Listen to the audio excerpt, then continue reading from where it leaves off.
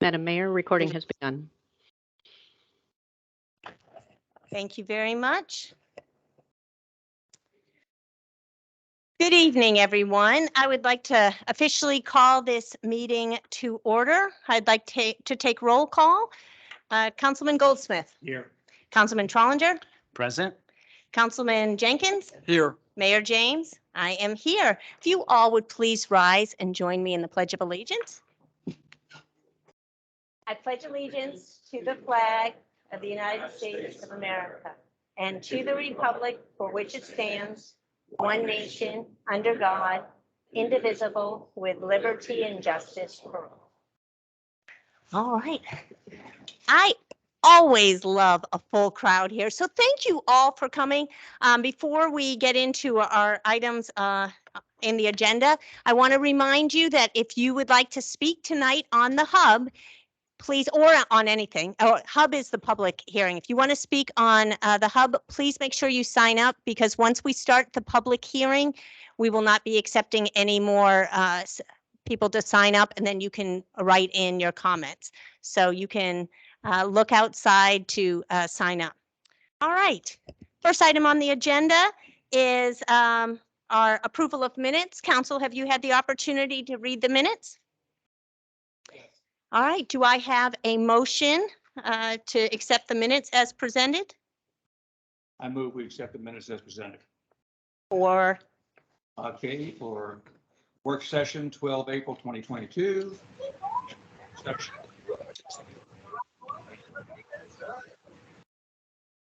all right, do I have a second? Second, Madam Mayor. Any discussion? All in favor, please indicate by saying aye. Aye. Aye. Aye. Any opposed? Motion carries. That brings us to our next item on the agenda. If you would like to speak, and this is not the public hearing for the Hub, this is just on anything in general, I ask that you step up to the podium. You should have signed up, so our acting town clerk will let me know who has signed up. You have to state your name, your address, whether you live in the incorporated town limits, and please limit your comments to 3 minutes. Mr. Town Clerk, do we have anyone that has signed up to speak during the public forum? Not in advance, Madam Mayor. Okay. Is there anyone that would like to speak during the public forum that did not sign up? All right, hearing none, we will go on to our proclamations. Our first proclamation is Juneteenth, and we'll have Councilman Trollinger read that. Thank you, Madam Mayor. Whereas Juneteenth has come to symbolize for many African Americans what the 4th of July means for all Americans, freedom. And whereas Juneteenth serves as a historical milestone reminding Americans of the triumph of the human spirit over the cruelty of slavery. And whereas Juneteenth is one of several Freedom Day celebrations commemorating the signing of the Emancipation Proclamation of 1863 and celebrates the notification of the last enslaved people in Galveston, Texas by General Gordon Granger on June 19, 1865, almost 2.5 years after President Abraham Lincoln signed the Emancipation Proclamation. And whereas throughout our nation, Juneteenth is celebrated annually as a historical and memorable tribute to our country's African American heritage. And whereas the town of La Plata is proud to join our nation in honoring Juneteenth to promote and enhance the unity and spiritual strength that brought African Americans out of slavery and sustain their dignity and prosperity to the present day. Now, therefore, we, the Council of the Town of La Plata, do hereby proclaim June 19th, 2022 as Juneteenth Day in the Town of La Plata and urge all citizens to join in this observance. Thank you very much. Our next proclamation is for the Renner Library. Councilman Jenkins. Thank you, Madam Mayor. Another proclamation. Whereas Tracy Renner's career at Archbishop Neal School started in 2000 and extended to the school's reconstruction after the tornado of 2002, during which time she ensured student success, access to library materials by pushing a book cart from classroom to classroom. And whereas over the course of Tracy Renner's time at Archbishop Neal School, she used fundraisers, grants, budgeted funds, and her own money to completely revise the library's book inventory and read or was familiar with the content of every book in her library so that parents could be sure that a book in their child took home from the school library did not have any objectionable content in it. And whereas Tracy Renner had a remarkable amounts of fun in her library, arranging a lunch in the library program for top performing students in the reading program, had beach days complete with sand and beach chairs, and had numerous authors in to talk with the students about the art of being a writer. And whereas Tracy Renner shared her values imparted by her military heritage with her students, instituting a program to teach students about the Medal of Honor winners and hosted a Medal of Honor winners event at Archbishop Neal School. And whereas Tracy Renner instituted an accelerated reader program that helped define the reading level and proficiency of each student and guide them to books appropriate to their interests and reading level, and provided families detailed information about their child's reading progress.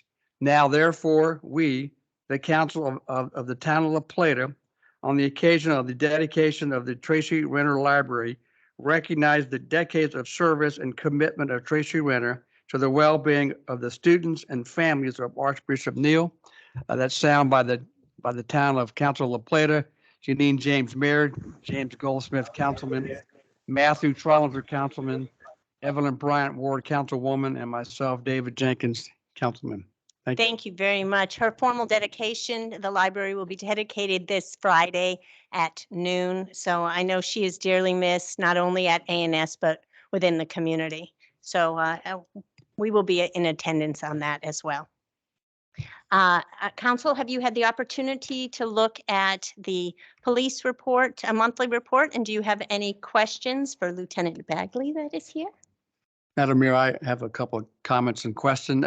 Sure, Councilman Jenkins. On the second slide where you had the monthly cost of service comparison, and there's a comment that said, it read, it says significant trend. Is that alarming or is it an increase? I see it's different from the previous year, but could you just expound on that a little bit, please? Councilman Jenkins, I believe a lot of it is just people moving around again, kind of as we're Okay. moving into this hopefully post-COVID world. Things are getting back to normal and people are out doing activities and we've got more people moving around, which I think has increased, it's increased the traffic out on the streets, increased people being out, the thefts in the stores, the normal stuff we saw before COVID. So I think that's why the numbers are a little higher than they have been the past 2 years. And then just a couple other comments. So how did the new officer do on his first day of duty last week? He's doing great. And then I noticed, and I appreciate the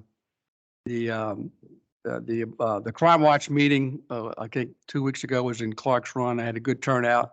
So I appreciate, thank you for that. And I say we're going to have another event in Clark's Run, Coffee with a Cop. So I Yes. appreciate that. So we're trying to spread the word to get a good participation. Thank you. Yes. You're welcome. Any other comments from council? Just thank you for doing what you do. The community policing efforts, I think, make a big difference when we shift from season and the kids are getting out of school. Having town police that know the area, know everybody involved is helpful. So thanks for all the good work that you guys are doing. Appreciate it. It's our pleasure. And you have been very busy, and congratulations to Sergeant Field on his recent graduation from the FBI Law Enforcement Executive Development Seminar. So Yes. you all are very good at training our police officers, and as Councilman Trollinger said, with community policing. So thank you so much. We appreciate that. Yes, ma'am. All right.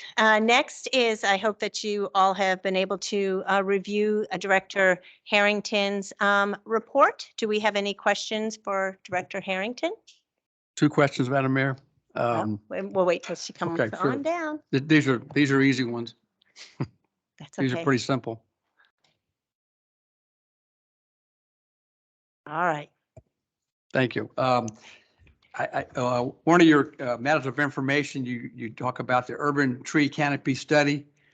So what's next with that? I mean, that's a great project, but I mean, so what's the next step in that process? So the next step for that process will be to start drafting the results into a study format.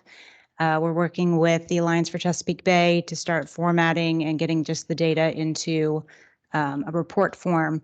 From there, we will be looking at doing outreach to the public to talk to them about it, and we'll have some meetings set up. So those will be the next couple of steps in the process. Great. And then I assume you meet every often with the construction folks from Heritage Green. Any issues or any problems that we ought to be aware of? So we do meet every 2 weeks with the team to discuss plans that they have in, anything that's going on out in the construction world. We have received a few concerns and complaints, and we've passed those along. It's mainly due to traffic or looking at, the trucks that are coming along the roads. So we do take that very seriously, and we've been having a lot of conversations with them, not only our operations department working with them, but also our code enforcement out in the field. Any noise complaints? Not that I'm aware of as far as noise complaints recently. I know we did have a couple in Yeah, the we- beginning, and those have been addressed. Thank you. Any other questions? I see that, I'm always going to have a question for you. I see that you are working diligently for the 2021 annual report. And I've got to say one thing that you have done a great job with is working with the county on school allocations and your form that you have that projects out into the future. So that is so important, especially since we do have Heritage Green that is now working to build, and other buildings that are happening now, the development. So thank you for that. Thank you for your outreach on that. And thank you for updating our code as well. Yes, there's a lot coming down the pipeline, and there is the part under the matters of information where we are looking at creating a development projection analysis that will take into consideration not only school seats, but water allocations. So it'll be, the current one that I have out was really just, here's all the projects that we have in the pipeline. Here's the number that they're looking at. So it's very broad. So we are looking at a more defined projection that takes into consideration water allocations and school seat allocations, which will be a little bit better of an indicator. I'm going back and looking at historic data to kind of see where we've been in the past, so we can kind of compare and do some realistic projections moving forward for all these projects. And one other thing that you had published, I think it was on the April 19th meeting that we had, is what is an annexation? Mhm. And you really did it in such a way that if we're not a director of planning, we understand it, complete with slides and explanations. So anyone out there that really wants to learn more about what an annexation is, I encourage you to go back to the April 19th meeting and see one of the attachments on exactly what an annexation is and how it works. And you did a fabulous job on that. So thank you for educating us all. You're welcome. Director Harrington, with the amount of annexations that we're dealing with, right? Is there a way that we can have folks find that as a link on the webpage so they don't have to go to a particular meeting itself, since it's just it's a slideshow that. So we can certainly look at that, because I have the website that has the development, and then here's a plug-in. There's a monthly development updates on the town's website. I know our website can be a little confusing. I did share it on Facebook. I'll share it again. But we do have a spot where we have monthly meeting updates and development updates. So we can certainly add specifics for those projects. Okay, thank you very much. Any other comments or questions?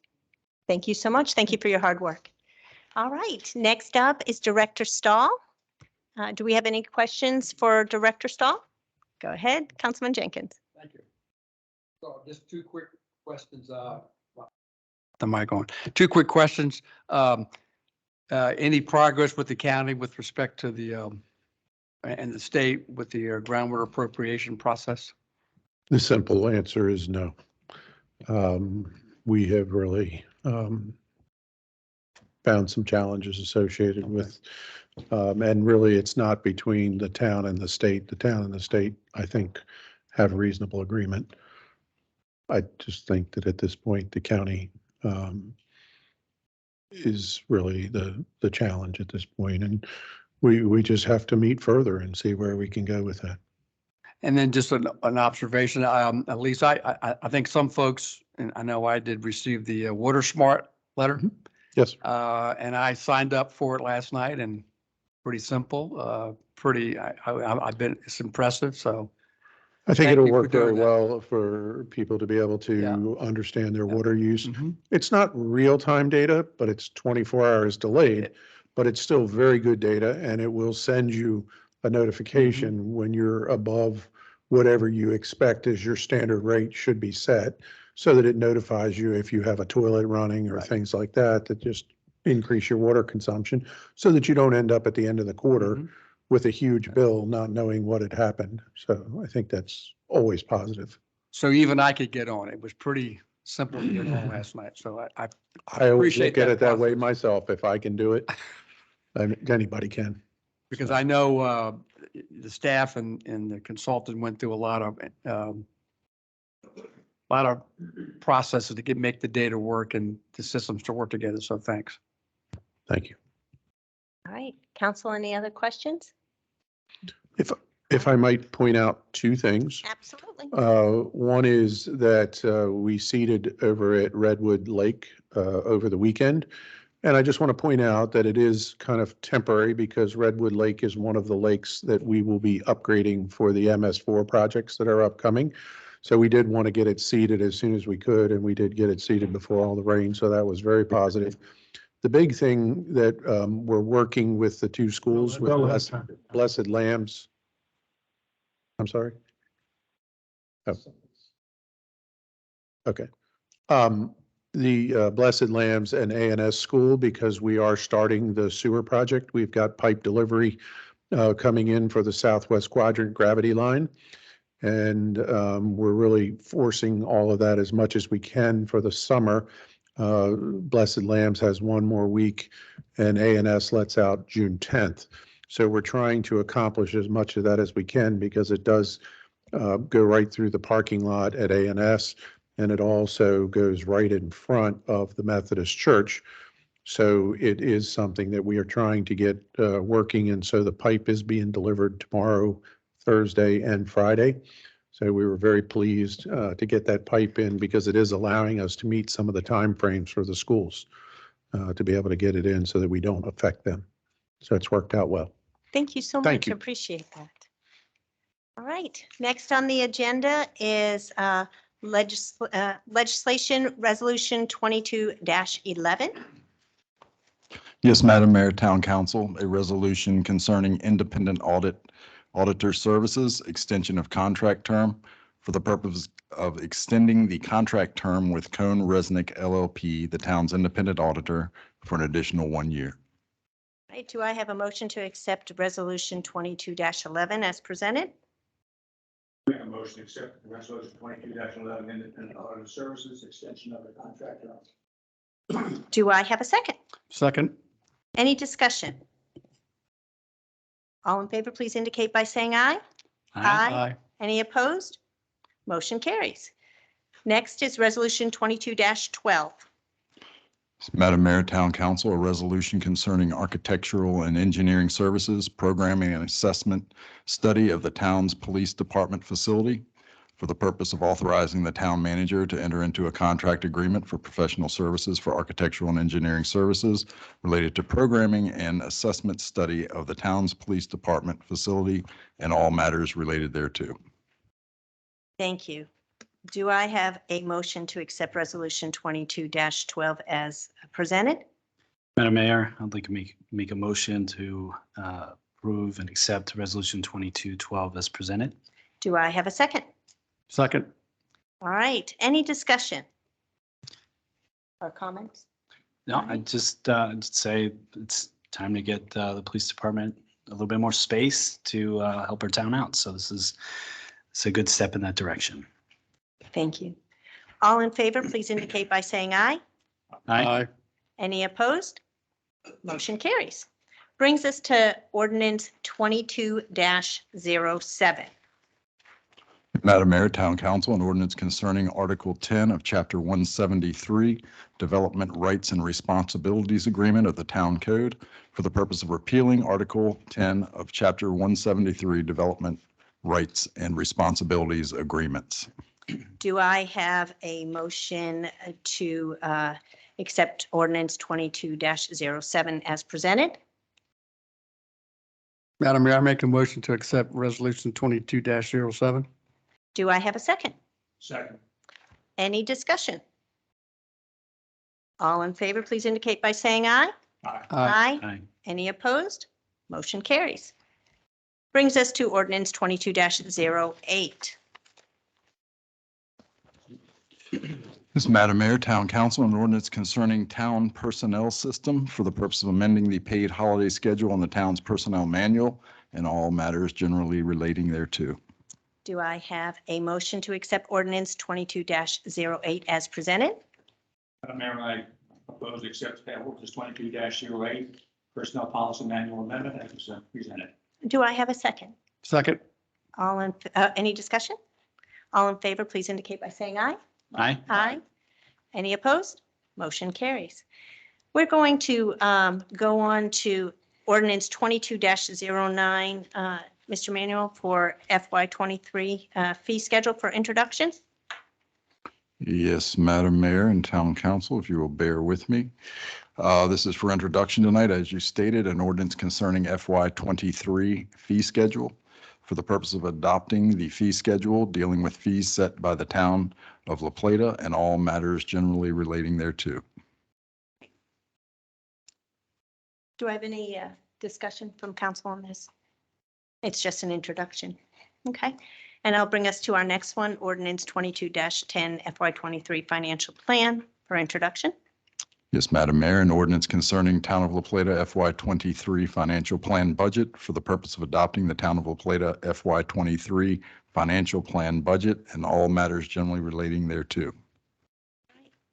Thank you. Any discussion on that, council? Madam Mayor, I'm assuming that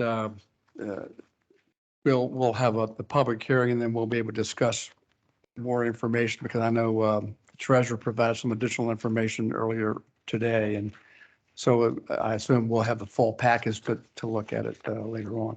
That is, I'll say prior to July 1st, but, that is correct. right, okay. Thank Thank you. you. All right, moving on to our public hearing for this evening. First of all, thank you all for coming. This is the last chance if you're online and would like to speak at the public hearing, please make sure that you indicate that in the chat box. And I am going to officially call, well, I was going to, before I officially call this to order, I'm going to have Mr. Town Clerk, would you please review the procedures of this public hearing? Town of La Plata public hearings will be conducted in the following manner. At the discretion of the mayor, speakers' comments may be limited to 3 minutes. If you're joining the public hearing virtually and wish to speak, for the record, you must announce your name and when joining the meeting and state that you intend to speak during the hearing in the comments section. Keep your phone and audio muted until called to speak. If you are attending in person, a sign-in sheet is provided at the entry of the council chambers, and if you should indicate there that you wish to speak, the town clerk will add your name to the speakers list. Registration to speak will end when the public hearing is opened. Written documents to the record should have been emailed to the town clerk, who will have them presented to the mayor prior to the opening of the hearing. At the conclusion of this public hearing, if the record is held open, you have questions, you would like to submit written documents for the record, please contact the town clerk prior to the close of the record by phone 301-960-3507, by fax 301-934-3965, or email legislative@townoflaplata.org. Thank you so much. I would like to officially call the public hearing to order. Mr. Town Clerk, has the notice of public hearing been properly advertised? Yes, for the record, the public hearing was advertised in the Southern Maryland newspaper in the April 15, 22, 29, and May 6, 2022 editions. The affidavit of the town clerk and related certificate of publication that the hearing was properly advertised in the Maryland Independent newspaper. Certified letters were sent to the were sent to the adjacent and contiguous properties, and that I received the affidavit of signs being posted on all surrounding roadways. The affidavits are attached to the agenda. Thank you very much. And I would like to call up Director Harrington to give a Planning Commission report. You can either stand there or you can be seated, whichever you're more comfortable with.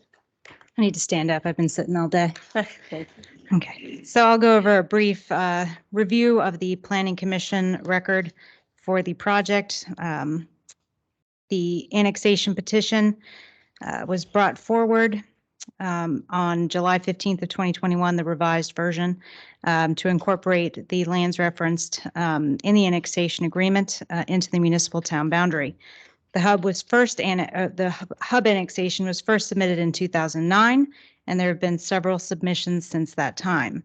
The applicant amended the plan to fit the economic market and updated town regulations. The town council reviewed the petition at their September 21st, 2021 and December 14th, 2021 work sessions and provided the consensus to proceed forward with the annexation review. The Planning Commission held a public hearing on March 1st, 2022 and held the record open for 30 days. Staff had provided a comprehensive plan analysis, which indicated that the proposed zoning for the project and the proposed development was in compliance with the town's comprehensive plan that was adopted in 2020 and the previous plan from 2009. Therefore, staff found that the TDX zone was the most appropriate zoning designation as it was determined to be a mixed-use zone in the land use plan. In March of 2022, the town did move forward with amending the public hearing process for the Planning Commission after reviewing the state law statute subtitle 4-400 of the local government article of the Annotated Code of Maryland, which removed the public hearing process for the Planning Commission. At that meeting on April 5th, when we returned after the 30-day period was open, we did receive letters from the public. And as indicated in that meeting, we did forward those and they are attached to the agenda for the council to consider this evening in accommodation with everybody else that wanted to speak. So the Planning Commission, their motion was, I move to recommend approval of the TDX zoning designation request in accordance with the 2020 comprehensive plan. We also received comments from the Maryland Department of Planning on May 18th of 2022. I provided a summary of their commentary throughout I won't read everything to hold everybody up, but they did provide a few recommendations, which I will summarize.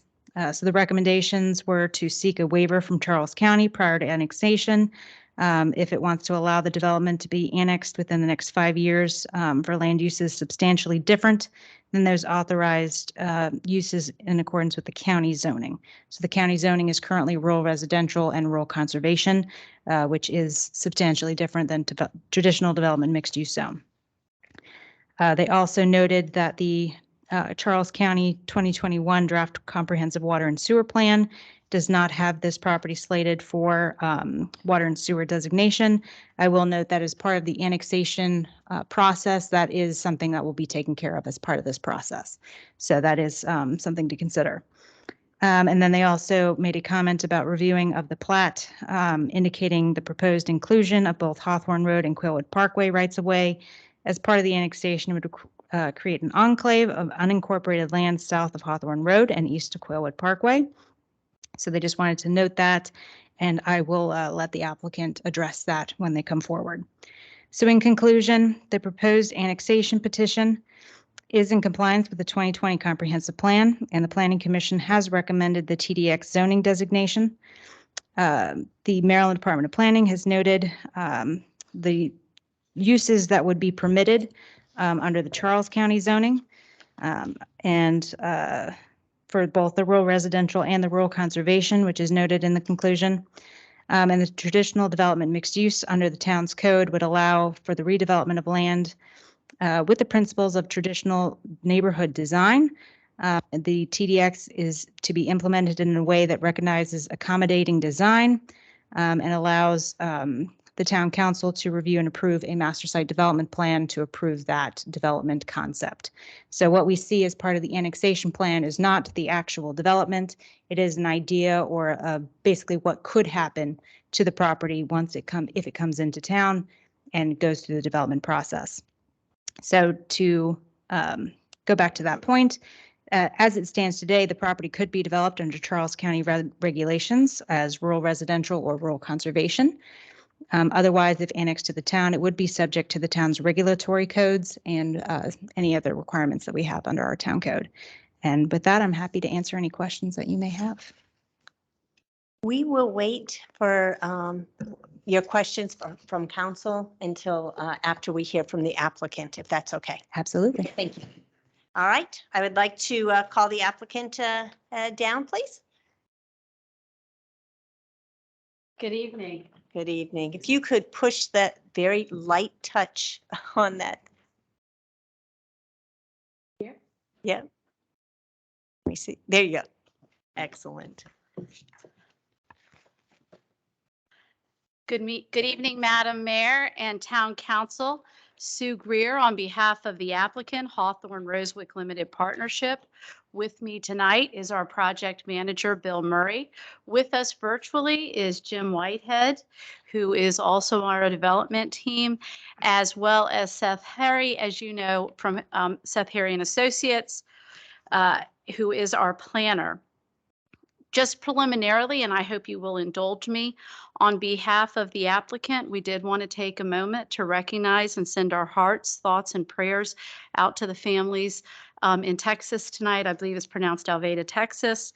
I think that, it really brings home what community is. La Plata is a community and what's important. So we send our condolences and thoughts to that community tonight. Thank you for that.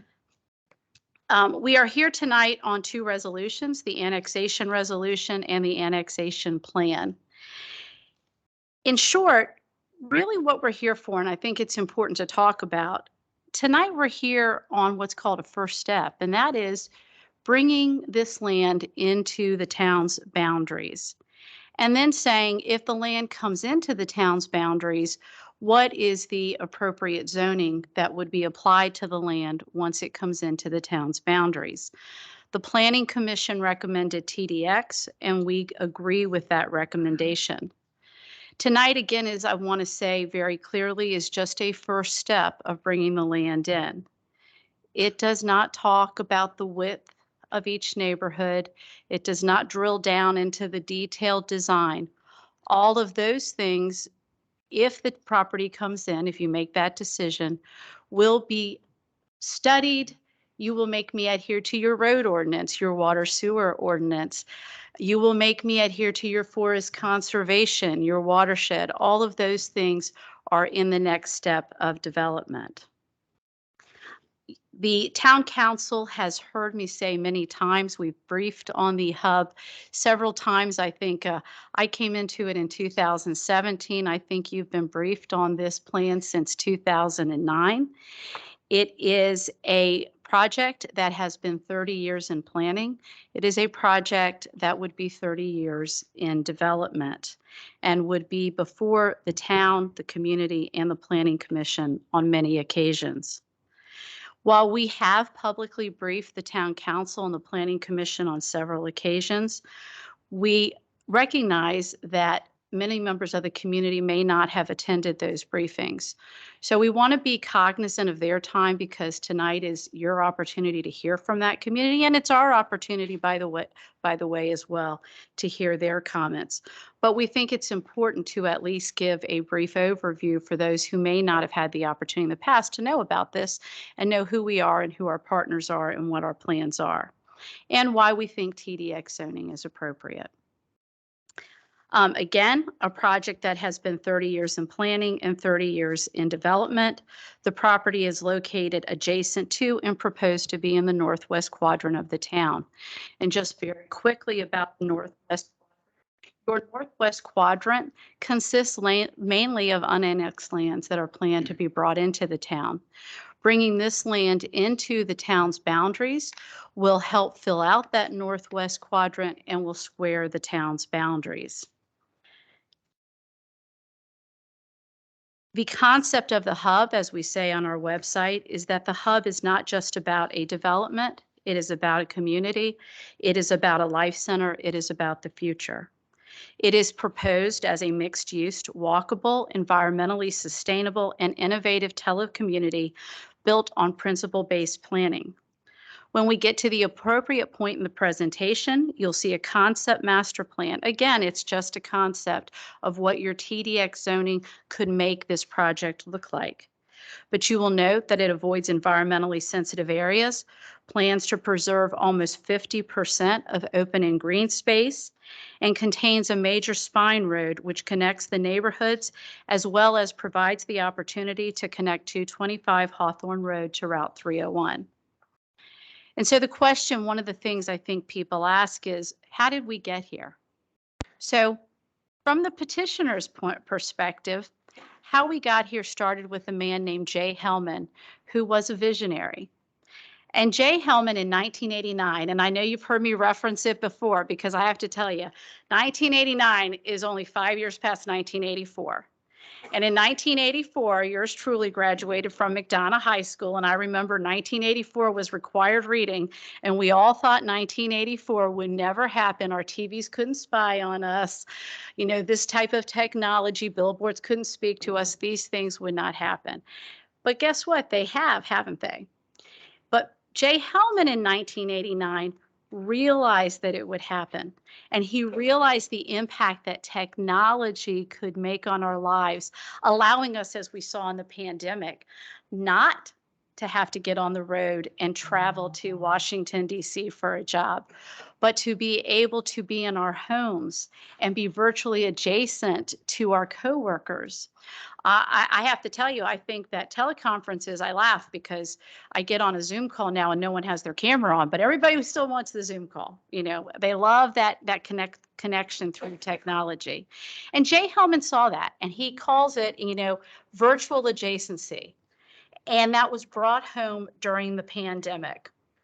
And in 1989, he purchased his first piece of land in this area of the county because he saw what we didn't see, that this is where, when you looked at infrastructure, this is where the major IT infrastructure was going, and it would reach a conflux in or near this area that the town of La Plata or the county could take advantage of and build a community. And from that point on, I can tell you, and you know, if you know Jay Hellman, he started going forward and planning. And then who's Jay Hellman's partner? Jay Hellman's partner is the tower companies. You've heard me speak of the tower companies before. They're one of the largest real estate development companies in the country. However, their hallmark is environmental stewardship and community stewardship. If you look at their mission statement says, at the tower companies, we envision a world where buildings inspire and enrich the lives of their occupants and create positive social change. In this world, people seek out buildings that improve their health and well-being, connect them to thriving communities, and help sustain the environment. That sounds great. But my mother always said, don't look at what they say, look at what they do. So does the tower companies live up to that mission statement? Yes, ladies and gentlemen, they do. They are recognized as a leadership on sustainable development by the U.S. Green Building Council, the U.S. Department of Energy, the Environmental Protection Agency, National Resources Defense Council, and the Institute for Market Transformation. They have 100% commitment to renewable energy. 95% of their portfolio is U.S. Green Building Council LEED certified. They have been recognized as a Fitwel champion and Fitwel advisory council member. Over 20% energy and water use reduction they have seen since 2010 through their commitment to the Department of Energy Better Buildings Partner. They are a climate registered gold partner of the Climate Registry, and their employees have donated over 2,000 hours in the communities in which they serve. So now we have Jay Hellman, the visionary. We have this great partner to the tower companies. They came forward in 2009 and petitioned the town to bring the land into the town. And I will tell you, and Councilman Jenkins, I think you'll probably remember this. In 2013, they were literally on the brink of signing documents that would have brought them in the town. But they stopped and they stepped back. And why did they do that?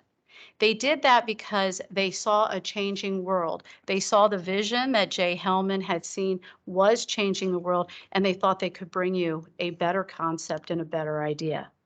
So they stepped back. They then engaged Seth Harry of Seth Harry and Associates, who was recognized as a leader in the design implementation of traditional mixed use of neighborhoods and green design and sustainable development. And they developed a new plan and brought it forward. 2017, we began approaching the town again and speaking about the plan and a new vision. The pandemic intervened. Again, we saw an opportunity to take those lessons for the future and create a better product, which brought us then to 2020 and 2021. And it's what brings us here tonight. But a better question might be asked, how did the town get here? I think that's an important part of this conversation that we don't talk about, but it's significant. Why did Jay Hellman choose 2009 to petition the town to bring this land into the town? The answer is the town signaled it wanted it. How did it do that? In 2009, the town designated this land as a future town growth area. And it designated it in its comprehensive plan. And so I do think it's important to talk about the comprehensive plan, because I've got to tell you, I've been to how many sessions in town meetings and everyone says, well, it's consistent with the comp plan. It's in the comp plan. What does that mean? Well, the comprehensive plan, the county has a comprehensive plan, the town has a comprehensive plan. It is the guide that guides development within your community. It is not something that you adopt overnight. You hire consultants, you have several community meetings, you engage with the community because they have to have input into it. And from all of that comes forth what is called a comprehensive plan that is supposed to guide development for the next 5 to 10 years. It says this is what we want. These are important to us in the next 5 to 10 years. And when you have people that want to invest in your community, they read those comprehensive plans because they're reading them to say, anytime someone comes into my office with a project, again, whether it's in the lovely town of La Plata or in Charles County, the first thing I do is say, well, we need to look at the comprehensive plan to see what it says, because that's the guide, that's the foundation. In 2009, the town went through a very public process of adopting a comprehensive plan, and it identified this property as future growth area. In 2016, the Charles County Commissioners, who started their comprehensive planning process in 2010, it took them 6 years to get through the public because there was huge public engagement, also identified this property as a future municipal growth area for the town of La Plata. And then again, in 2020, the town just completed, as you know, its update. I can tell you, I've been to I think, and seen citizens at the farmers market. You did a great job of engaging your community. And again, this land was identified in your comprehensive plan as a future town growth area. And I did want to note too, because I see the Board of Education is here tonight, and I'm anxious to hear what they have to say. They also look at your comprehensive plan. They look at the towns and the counties, because when they look and they see these areas of future development, it helps them look at and guide growth for their schools and where schools could be located, because they're looking at the growth areas that the town and the county have also identified. So the other thing, besides just identifying this land in the comprehensive plan, both the town and the county as a future growth area for the town, again, 5 to 10 years, and we're right there in those windows for both of them. It also, the comprehensive plan for the county says that they want 75% of their growth to go into the towns and the development district that are identified in the county. That's important. Their plan is driving development into your community, and it makes sense. It makes sense because you want development to go where public water and sewer exists and can be expanded. You want development to go into these growth nodes so that you don't have sprawl, so you have less environmental impact. That's what we all hear called term smart growth. The other thing that the county's comprehensive plan includes, and so does the town, it includes a transportation element. And in the transportation element of both the Charles County Comprehensive Plan and the town plan is the designation of a major road that connects 301 to Maryland 225 Hawthorne Road. If this property is brought into the town, it provides the opportunity to jumpstart that road. Now, I want to say, we can only take it through our road and it would not be built overnight. It gets phased in with development. And there is an adjacent piece to ours that connects to 301 that we don't have control over. And we can't give you what we don't have. What we can give you is the opportunity to get that. And so we have, consistent with Towers' thought process, we have already designed and engineered that road and gotten our environmental permits at the cost of an excess of millions of dollars. While our plan is to dedicate that road and to phase the construction of it with, again, with our neighborhoods, we don't build the whole road at once. We are, as always, willing to, one, work with our adjacent property owner and hoping they're going to work with the county and town, but also we're willing to assign those engineering plans and designs to either the county or town if they would like to see that road happen sooner. And again, you will have much more authority on that than we do. And Bill Murray's going to smack me because he tells me that that road has been in the plans since 1989. Is that correct? Possibly 93 in the county comp plan, but it's a regional traffic solution and should be built someday. And it's an east-west connection. The county lacks those. It's what causes a lot of congestion in the county. And with the bridge opening up, those east-west connections are going to be more important than ever. So again, the question is not, the town and the county have already determined that this land should be developed, and they've already determined that it should be brought into the town. The question is, how will it be developed? So it's not, should we? I think you've preliminarily answered that, but how will we do it? Well, your comprehensive plan answers that too, because your comprehensive plan says, we want mixed-use development. We want mixed-use development on this land. Your comprehensive plan says we want environmentally sustainable projects. We want projects that reduce impacts on environment. We want projects that have a broad mix of housing types. All of that is provided for in your TDX zoning. All of that is why the Planning Commission logically would say TDX zoning should attach to this parcel if it comes into the town. And that is why we also concur and would like to see TDX zoning applied. I don't want to go too far into the weeds, but because we do have TDX zoning issues to answer, at this point, I would just very briefly turn it over to Seth Harry to walk through the concept to understand that TDX zoning and how it makes the project work. Seth, are you there? Yes, I am. So thank you very much. And I would ask Mr. Howard, if you don't mind, he's going to click the different pages. So that would be better. Thank you, Seth.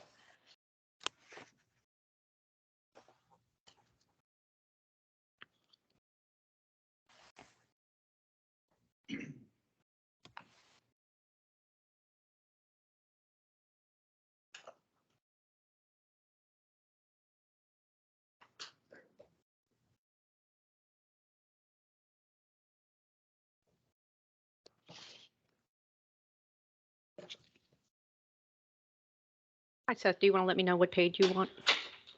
You can start with the opening slide, Janine. Thank you.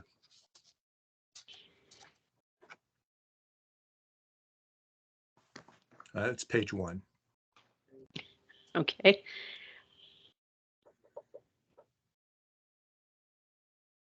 What am I looking for, Seth?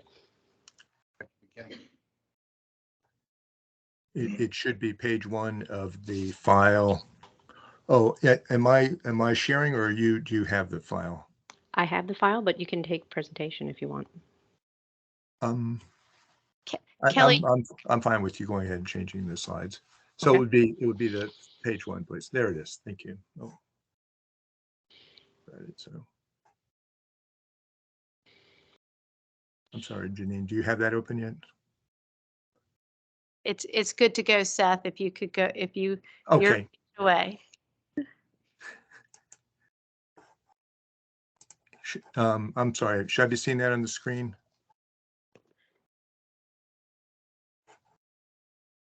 Okay, well, I'll go ahead and start. Good evening, Madam Mayor and Town Council. This evening, I will be showing a short presentation summarizing the underlying principles which informed our initial planning and design assumptions for the hub based on the current comprehensive plan and TDX zoning. Some of this presentation will include images such as this one. There we go, perfect. From our own internal preliminary master site development plan analysis, which helped us to confirm our plan's general conformance with the goals and the parameters set out in the town's 2020 comprehensive plan, as previously discussed by Sue. Next slide, please. This is a summary of those underlying principles, the key planning principles, which are consistent with both the comprehensive plan and the TDX zoning, are compact, that we informed our plan, are compact, walkable, mixed use, multi-generational housing neighborhoods, and housing choice. Next slide, please.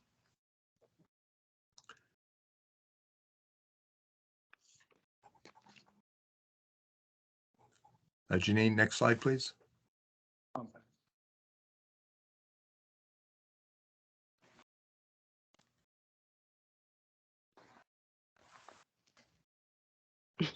Sorry, this is all on me. Sorry, thank you. And looking at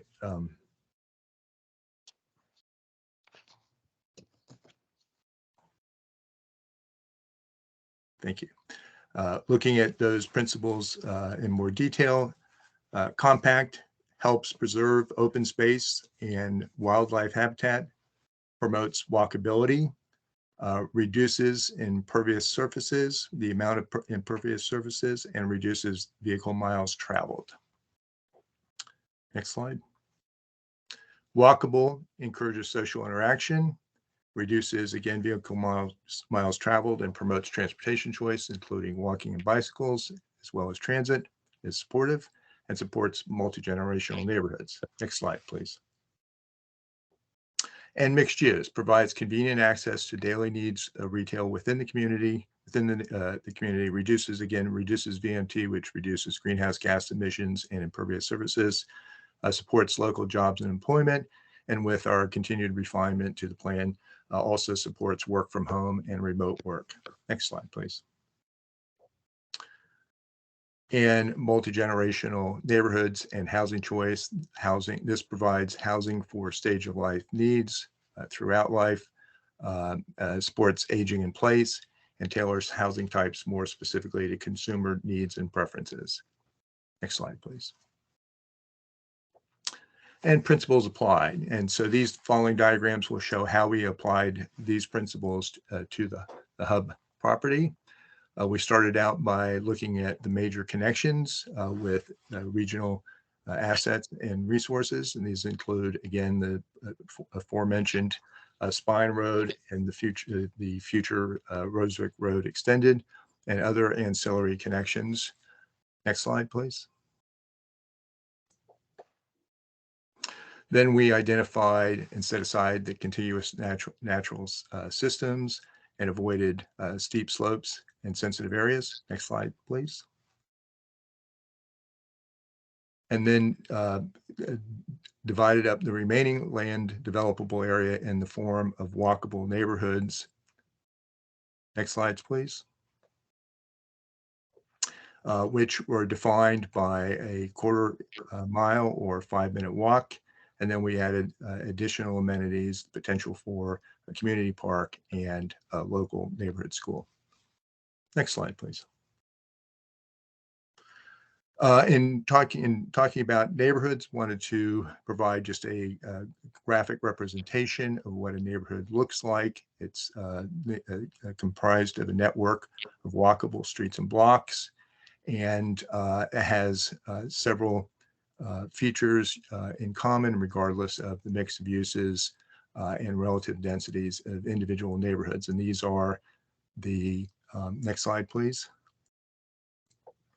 The fact that neighborhoods are typically comprised of a neighborhood center, neighborhood general, and neighborhood edge condition. Next slide, please. Describing these in more detail, the neighborhood center is typically where the bulk of the neighborhood's amenities and goods and services are provided, local shops and services, and also usually has the housing types that benefit most from proximity to these resources. Next slide, please. The neighborhood general condition has the largest percentage of the neighborhood's housing and the broadest range of housing choice, and is also where local parks and other recreational amenities are typically located. Next slide, please. And then the neighborhood edge is typically where the larger lot homes reside and also provide a transition from the neighborhood to the adjoining natural open spaces and natural amenities. Next slide, please. And some of the other elements, principles, and ideas represented in the comprehensive plan of TDA zoning that we intend to fully take advantage of are concepts like complete streets and walkability, which are designed to accommodate a range of end users and functions, including placemaking, and also to allow for a range of different mobility options for walkers, bicyclists, motorists, and transit users, regardless of age or physical capacity, those including those who are either too young or too old to drive. Next slide, please. And then another related benefit of this type of development, which should resonate with the local community, is water quality.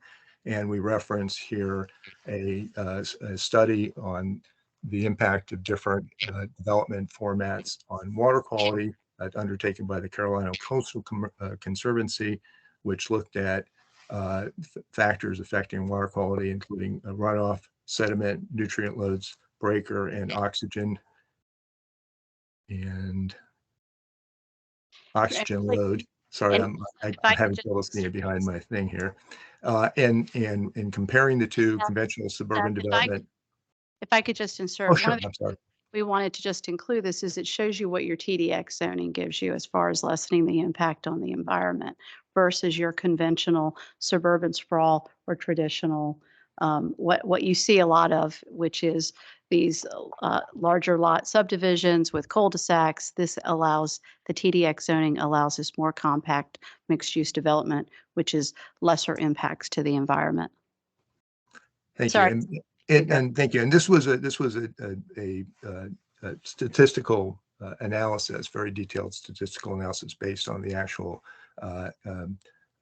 relative impacts, and the percent reduction for each of those: sediment, nutrient load, and oxygen demand are on the right. And I can't quite read those. So could you please read those? It's blocked on my screen. I think it was 73% for sediment. Yeah, I think they can see the difference between the Right. conversion. So we can just go ahead because I want to make sure the public has plenty of opportunity to speak. I understand. 68% and 42%. So significant reductions. Next slide, please. And just a very brief representation of what we proposed recreational amenities that we believe this plan will support. And next slide, please.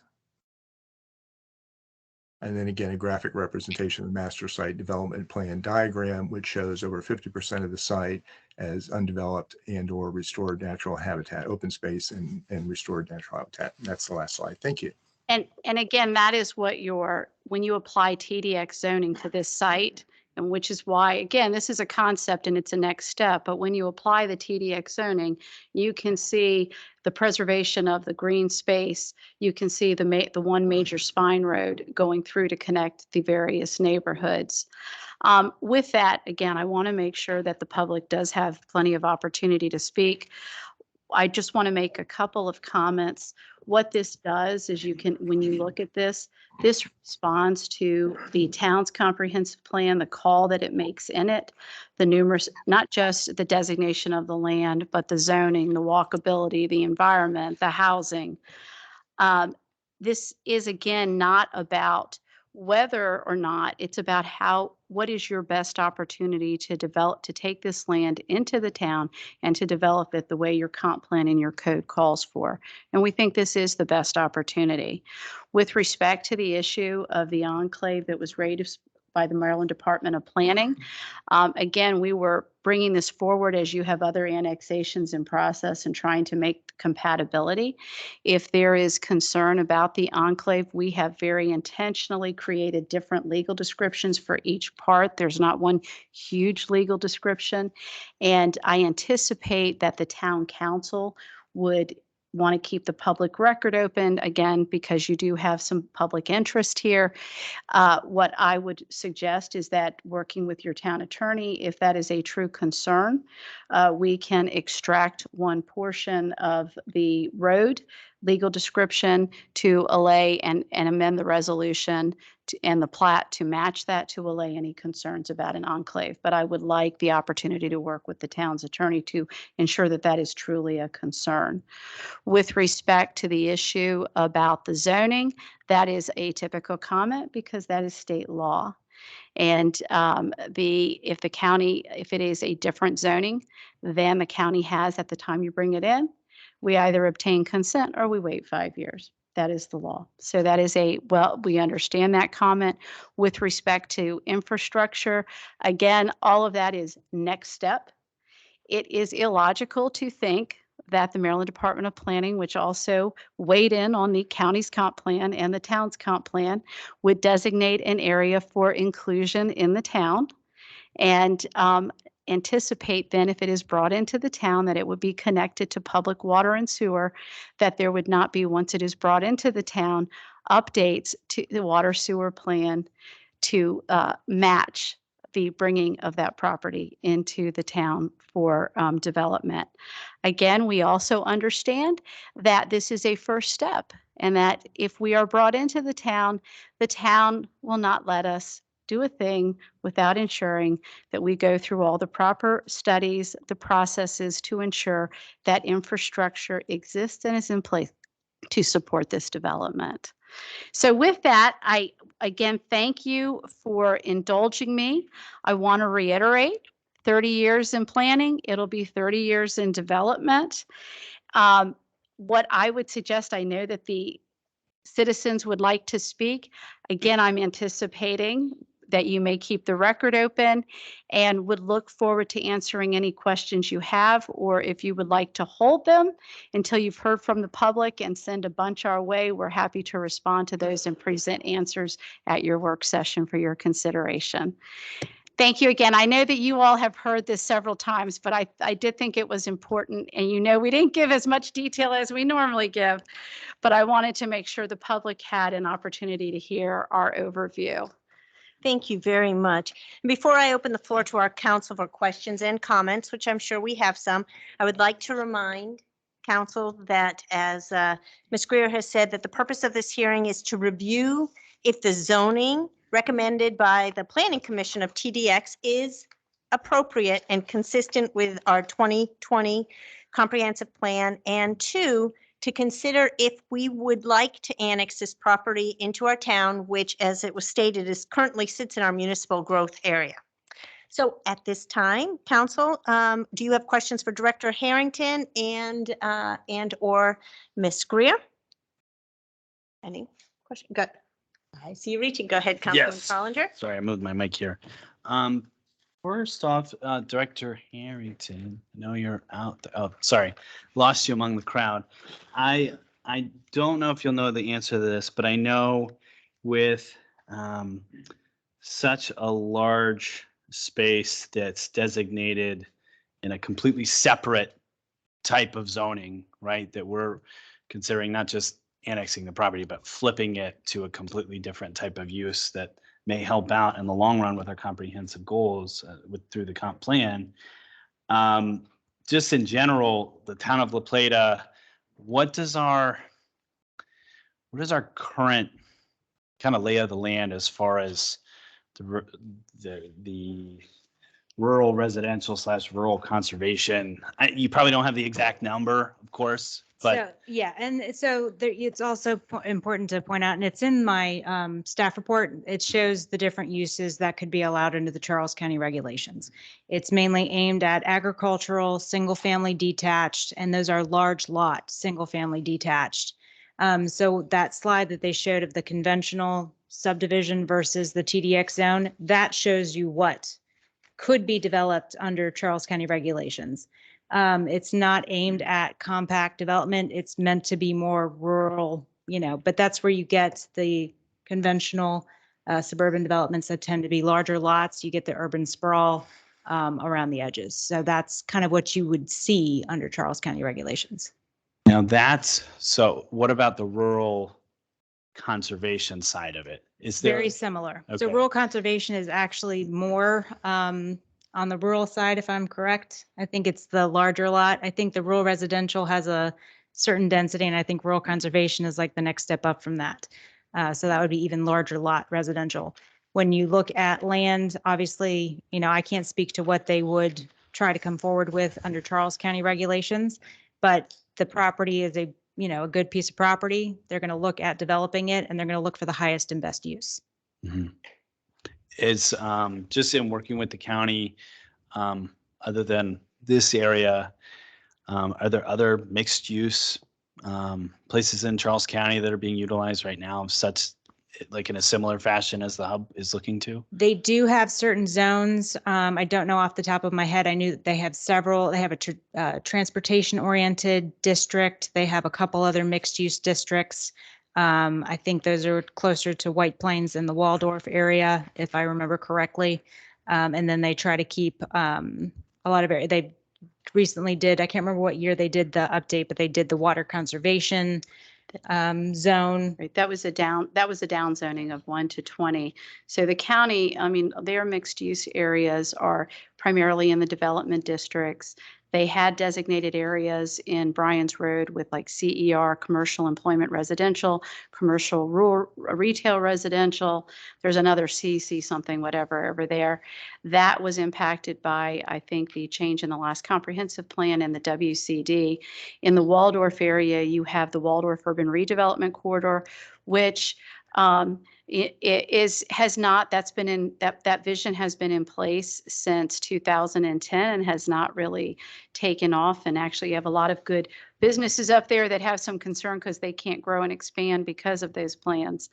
But they are trying, and I'm just giving you the facts and nothing but the facts. You have the transit-oriented development that is been in place, and that is now, I think, in the process of developing. It's in the initial stage of developments. I think Greenberg Gibbons is developing that. Then you have the planned unit development, the historic community of St. Charles.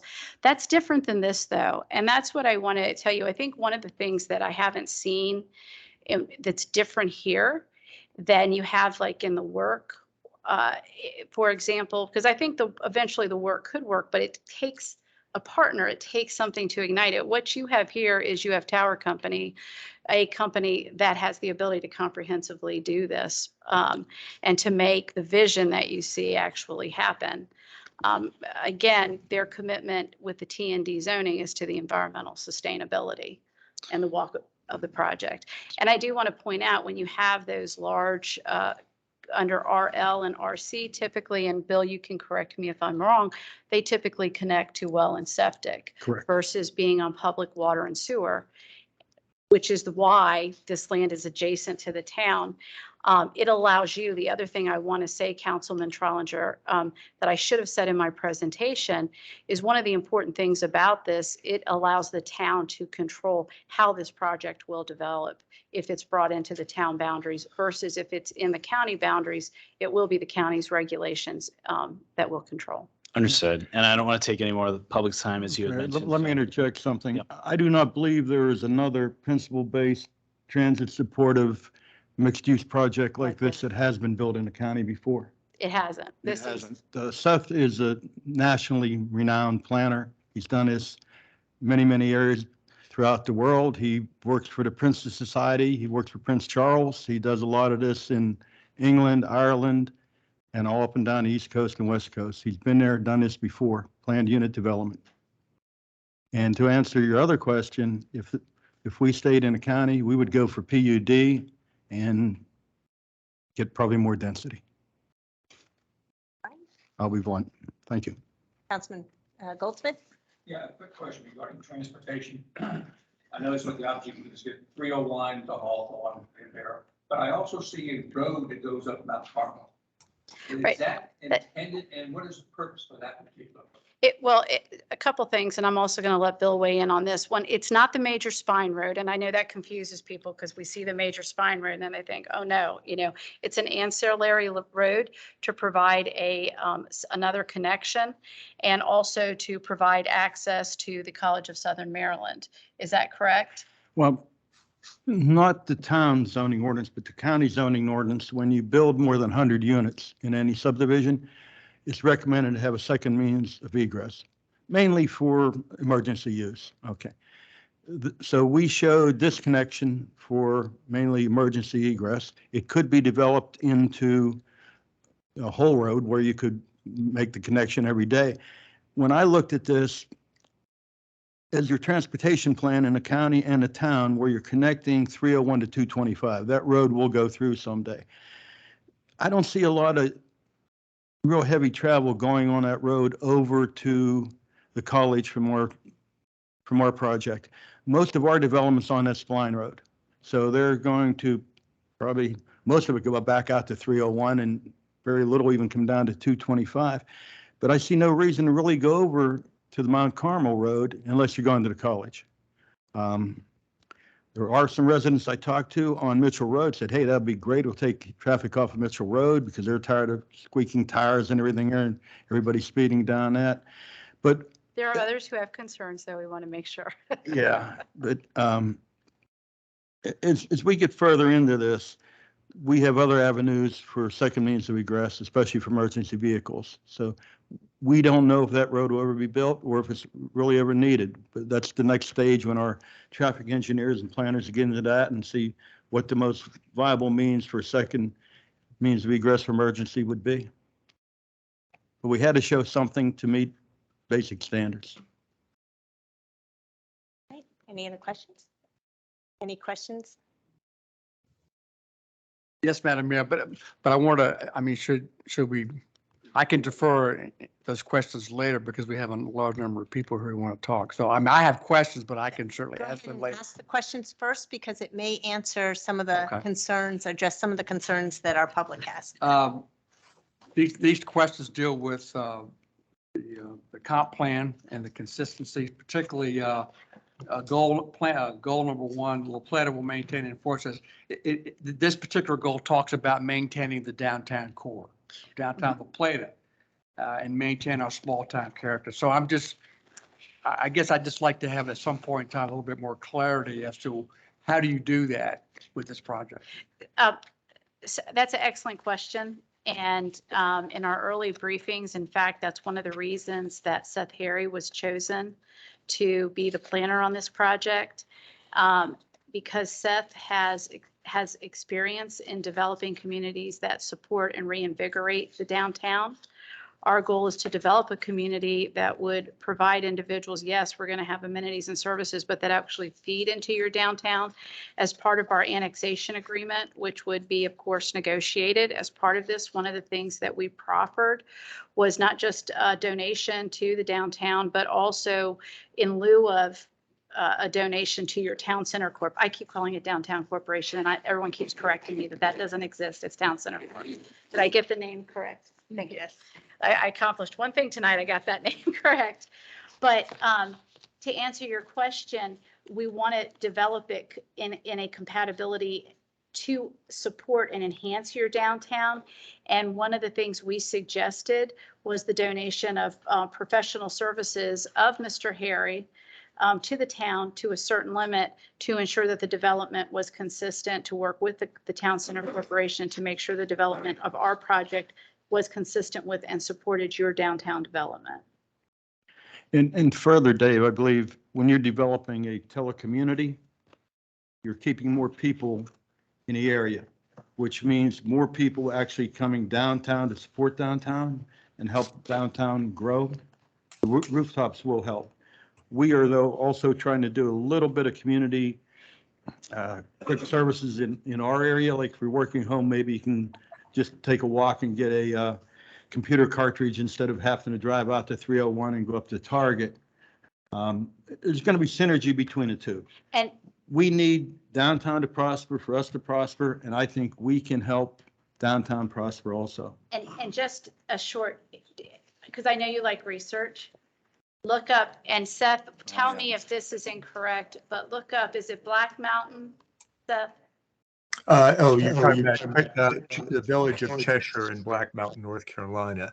Yes, that's a good example of our local community serving retail. The idea is that we're really just focusing on daily needs within this community, primarily to take those local trips off of the local street networks. You really don't need to be driving across 301 to get a loaf of bread and a quart of milk. And but getting back to Bill's point, we're with the work from home, our intention is to capture the daytime worker population that's currently spending money in downtown Washington, D.C., and keep them in the community and keep those dollars. And that will add a significant amount of additional expendable income within the overall La Plata consumer market, and also help to strengthen La Plata within the larger regional context. And we do this with Main Street communities all over the country. And Bill is referencing the Princess Foundation, which we've worked with to help preserve and enhance downtown retail and services and market share for historical downtowns throughout the UK. So this is something that we can manage very carefully and work with the town and the towns and La Plata's merchants to make sure that everything that we're doing and proposing is both compatible with the downtown merchants and enhances our competitive positioning within the larger regional marketplace as a whole. Thank you. Then there's goal number 4, which talks about expanding the boundaries when there's adequate public facilities, water and sewer. Could you just expand a little bit more about trying to meet that goal of adequate water and sewer? I'll let Jim Whitehead weigh in. He's here virtually. I will say you noticed that we did do attached to our petition with the water and sewer studies. They were very upfront and realistic, and understand that all of that has to be in place before we're allowed to put a shovel in the ground. Jim, do you want to speak to that very briefly? We've lost Jim. He's napping. Hello? Oh, there we go. Okay. Dave, could you repeat the question, please? In the comp plan, goal number 4 talks about that the town boundaries should be expanded when there's a clear economic and environmental benefit. And it talks about support about adequate public facilities. So I was just trying to get a little bit more clarity with respect to water and sewer capacity. Okay, I'll be happy to address that. We did a water and sewer demand study. We based the base flow on the highest rate that the town had experienced up through 2019. And we started our projections in 2022. We did a 20-year projection on, although, as quite obviously, we don't have any units actually in demand in 2022. And we established a prorated demand for projects in the town that have not yet been built, like Heritage Green and Stagecoach and so on. And so our model actually produced results that were slightly higher than the town's projections in your water and sewer management plan. But the bottom line is that the wastewater treatment plant has a capacity of 1.5 and needs the second module to be expanded to 2.0 MGD. And you are restricted in your water withdrawal, even though you have well systems, a water supply system that will produce more water than you need. MDE has limited your right to tap that. So the key to adequate water rests with an agreement with Charles County government to connect to the county's water system and purchase water ultimately, in a sense, from WSSC. So the project can only proceed, and as a matter of fact, all the other planned projects that are trying to proceed can only proceed if the town expands the treatment plant and makes a reasonable, equitable agreement with Charles County government to connect. The town's wastewater study shows that the agreement needs to be in place by 2023. And my study actually agrees with that, but if you pushed our demand out, you could probably get to 2025. Our project's based on a very, very slow build out over 25 years. Does that answer your question? One, yeah, so far. And then just one final question. Again, in the comp plan, policy 6 and 7 basically relate to, protecting environmental sensitive areas and standards of environmental protection. So I'm just, again, it's a little bit more clarity with respect to the Spine Road, and I believe that, if I'm not mistaken, it crosses Port Tobacco Creek or River. And then there is some, and I'm not quite clear how close it is to Jenny's Run, and I believe Port Tobacco Creek may be a tier 2 designation. I was gonna say, That's a great question. And we actually, I think we've done a phenomenal job in that particular area. Our Spine Road really runs across several high plateaus that sit above Jenny's Run. Our drainage, just as almost all of the town's drainage on this particular side of the town, comes through our site and eventually ends up in Jenny's Run. We have designed the site to have about 50% of the total site area completely undisturbed in green space. And this particular site is very, very heavily wooded with a mature forest. And within that green space that we're protecting lies all of the steep slopes and highly erodible soils and so on. And as Sue probably mentioned earlier, we've designed the Spine Road all the way to 301. And in the process of doing that, we don't cross Jenny's Run anywhere or Port Tobacco Creek, but we do cross 3 small tributary streams that act as a conduit for drainage coming from 301 westward. And as a part of that permit, we worked very hard to come up with a development program that limited the impact to wetlands and wetland buffers to the absolute minimum on all 3 crossings put together, less than 5,000 square feet. And we, as a mitigation for that very minimal impact, we designed a stream restoration plan for the major stream on our property, which was approved by MDE. So Seth Harry has developed a plan that is going to be environmental site design to the absolute extent of the Maryland Code, probably beyond it. We have a stream restoration plan that We worked very well with MDE to achieve and to get permitted. And we really have one of the most environmentally sensitive projects probably anywhere in the county. And Jim, we also have the Army Corps engineer permits for that road, Yes, correct? yes, we do.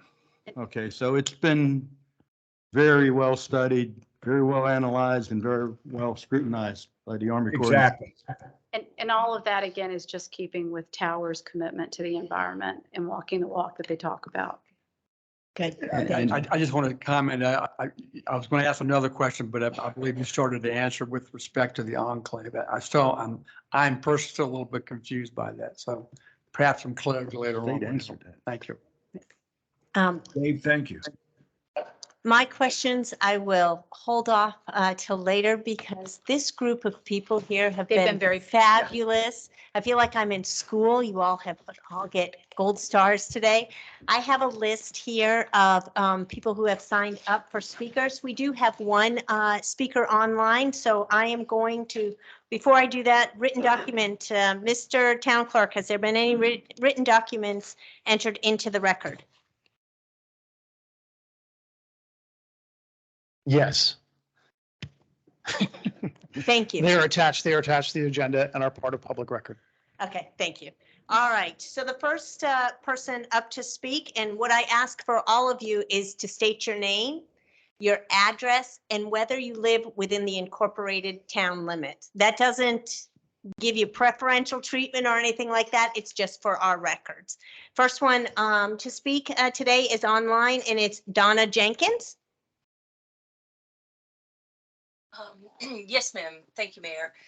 Commissioners, I appreciate the opportunity to speak here. I am Donna Jenkins. I live at 5520 Little Brook Drive in La Plata, Maryland, and I also own a house in the town, incorporated town as well. I am a lifelong resident of Charles County, and I and the other residents of Mount Carmel Estate that I've spoken with about this oppose both the annexation as well as the zoning of this area as a TDX development or mixed use community. I support keeping La Plata charmingly rural with larger lots. I really would implore you to let's not become another crime-ridden area like Waldorf or the National Harbor in Prince George's County, which is a community built on this model. As I mentioned, I currently own homes both in the town proper and in Mount Carmel Estates.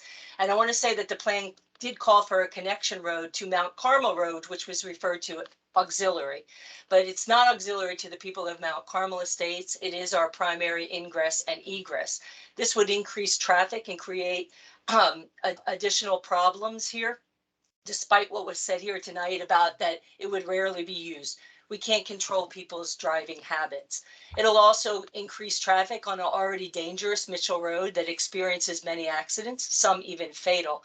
You, again, cannot curb people's driving habits. They're going to go where they want. Multiple studies show that neighborhoods with multiple ingress and egresses experience higher crime rates than those with a single entrance. And studies also conclude that mixed-use communities experience more crime than rural areas, primarily just because you have a larger population. I believe this project will increase both crime and traffic in the area and negatively impact the residents of La Plata and those of Charles County. I believe the additional burden on the town infrastructure will also negatively impact current residents. I know a lot was said about the studies and what was done, but I've personally experienced the sewer problems and issues on Hawthorne Drive in the town proper. So I'm not 100% convinced that our current infrastructure could handle a project this large. I know many people who have bought into this concept and have regretted it. The usage of services from others outside their neighborhood prevent them from using the services themselves. Congestion increases and the neighborhoods become very transient, not community-like. If this project is a done deal, as I've been told, I urge the town at minimum to deny a connection of the community to Mount Carmel Estates. And I also sincerely hope that the commission honors the wishes of longtime residents of Charles County and the town of La Plata, vice the big time real estate developers out of Rockville, which will feel no impact from this, but to pad their pockets with cash at the expense of the Charles County residents. So thank you for your time. And I sincerely hope that you all make the right decision. Thank you, Ms. Jenkins. All right, first one signed up here to speak is Jean Gray.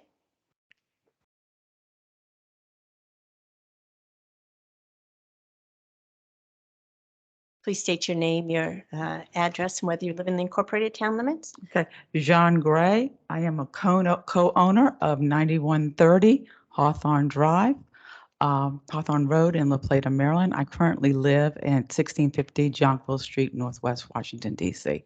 But I am down in La Plata at 9130 Hawthorne Drive at least 3 or 4 times a week because my uncle lives there. I want to first of all second everything Donna Jenkins says. I agree with her wholeheartedly regarding the impact of the crime with large residential, the TJX development. I want to first describe the community. This is an 80-acre community that is adjacent. If you looked at that last slide, they're putting a road directly up what I'm going to call Bivens Farm. That farm has been, it's an 80-acre lot that has been in my family for approximately at least 80, maybe even 100 years, but at least 80 years.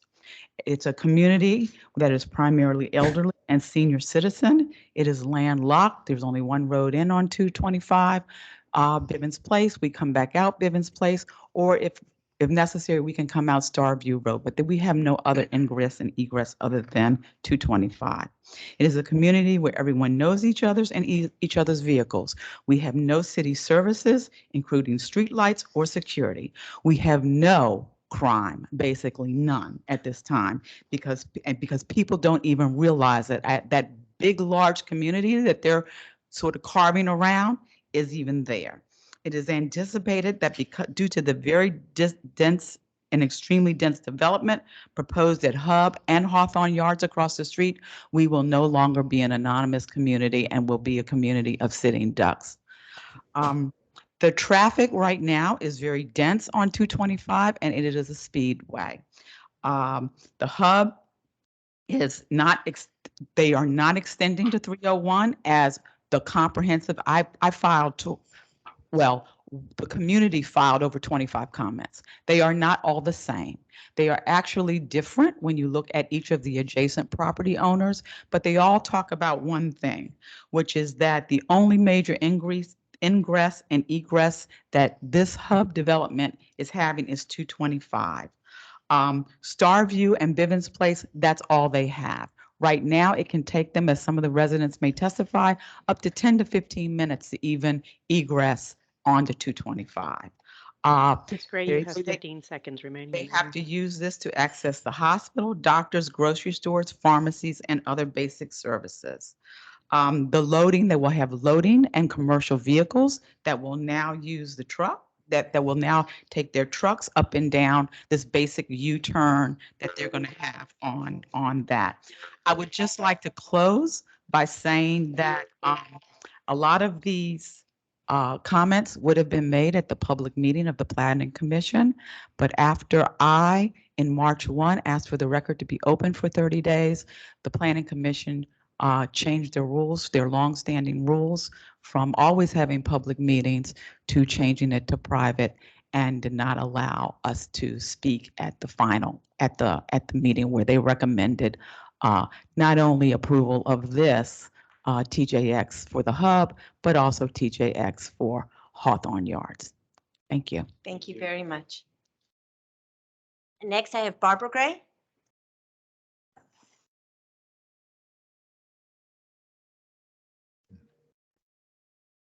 My name is Barbara Gray, and I live at 2706 Unicorn Lane, Washington, D.C. I built a house on 206 Hawthorne Drive. I was not able to use it because of sewer and water problems. I requested the town to annex me to the town of La Plata because I was the next house.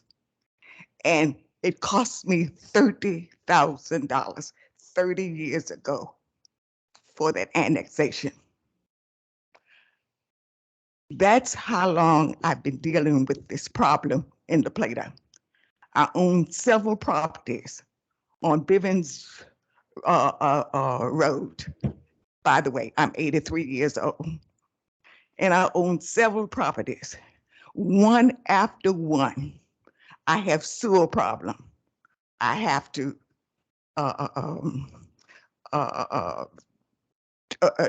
dig up the field, and the last one cost me $30,000. That was 2 years ago.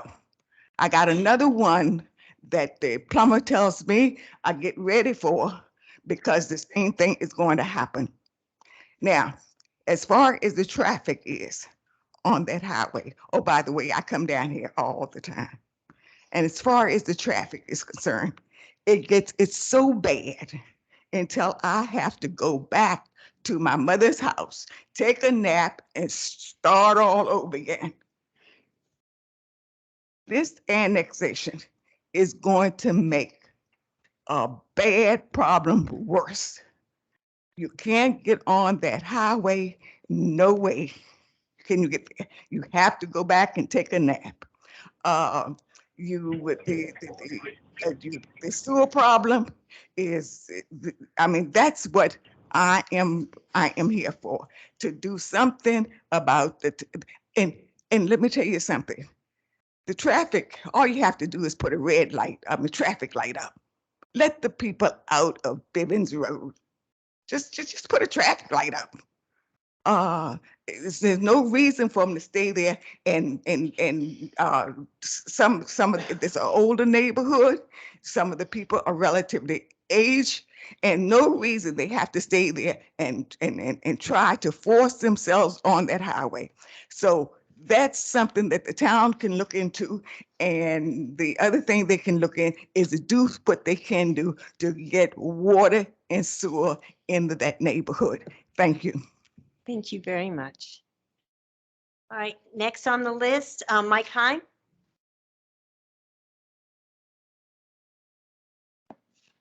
Good evening, Mayor James and council members. My name is Mike Heim. I'm the Assistant Superintendent of Supporting Services, 5985 Radio Station Road, and no, I do not live within the town limits. One of my responsibilities within the school system is to analyze student enrollment trends, to develop an annual CIP, capital improvement program to address enrollment growth through proposed construction projects, facilitate redistricting meetings, and to develop preventative maintenance plan for existing buildings. I realize growth is inevitable based on Charles County's proximity to the metropolitan area. I'm not opposed to growth as long as it's managed in a way that infrastructure, schools, roads, water, and sewage needed to support population increases are in place or have sufficient funding to address needed upgrades. And we appreciate the studies have been done, but I still have not see any answers as far as whereas the water and sewage for those connections for the hub would take place. The hub is the second large new development proposed within the town of La Plata if the 300 acres of property is annexed. The first large development is Heritage Green with a possible build out of 3,100 units over the next decade. The hub would add another 1,500 units over the next 20 years. A document shared by the town staff in May of 2021 illustrates the possible allocation of the first 116 units for the hub in 2023. A major concern is the town of La Plata can allocate school seats independently without any regards to how many school seats the county issues each year. The town, per their policy, seeks to allocate a minimum of 100 school seats per year. The town issues school seats without having any financial responsibilities on the impacts of schools enrollment for the school zones serving the neighborhoods. The presentation given to the commissioners on Tuesday, May 17th, lacked any mention of the impact on surrounding schools or possible school sites. A possible site for a private or magnet school was only discussed after a commissioner questioned if the town or developer has any discussions with the school system. And that answer is no. No one from the town has reached out to the members of the school system to discuss the proposed development. The presentation given to the commissioners did illustrate a list of key stakeholders who had an opportunity to review the plan and provide input. However, CCPS was not given the opportunity to provide input.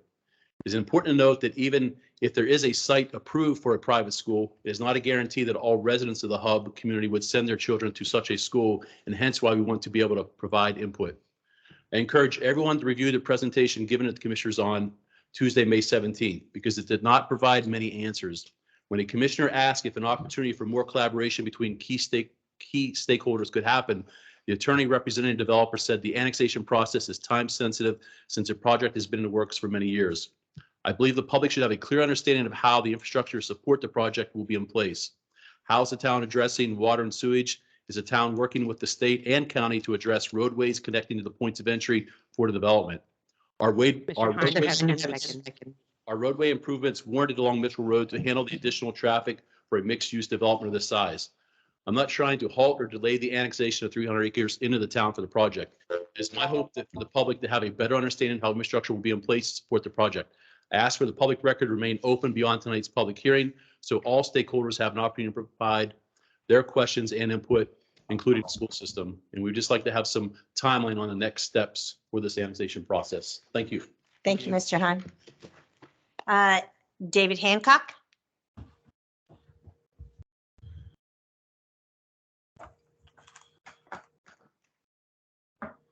Thank you, Mayor James and council members. My name is David Hancock. I do not live in the town. I live at 10365 Fortune Retreat Place in Belle Alton. However, I do own a small business here in the town at 6 St. Mary's Avenue. I'm also on the Board of Education, but I'm not going to speak on school-related stuff. So I'm going to speak as a business owner. I am proud to be from La Plata. I'm proud to do business here. But rampant growth is bad for my business. The increased traffic hinders people from coming to my store.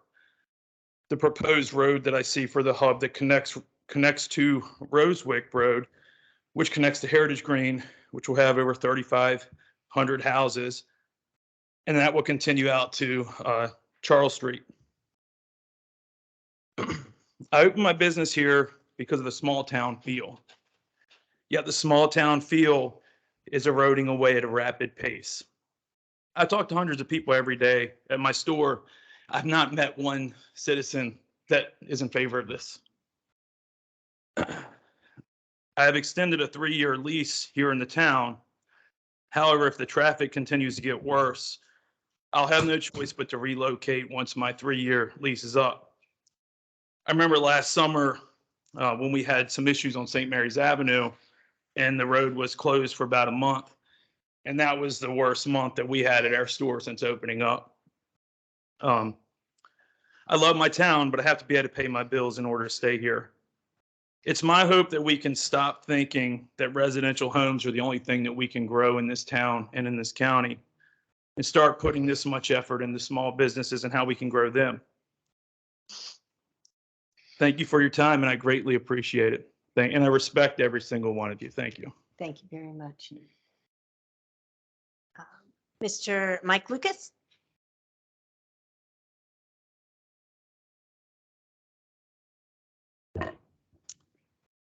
Good evening, Mike Lucas. I reside at 6770 Hawkins Gate Road. That is not in the incorporated town of La Plata. But I'm here tonight representing the Charles County Board of Education and speaking as chair on behalf of the board. Good evening, Madam Mayor and Town Council.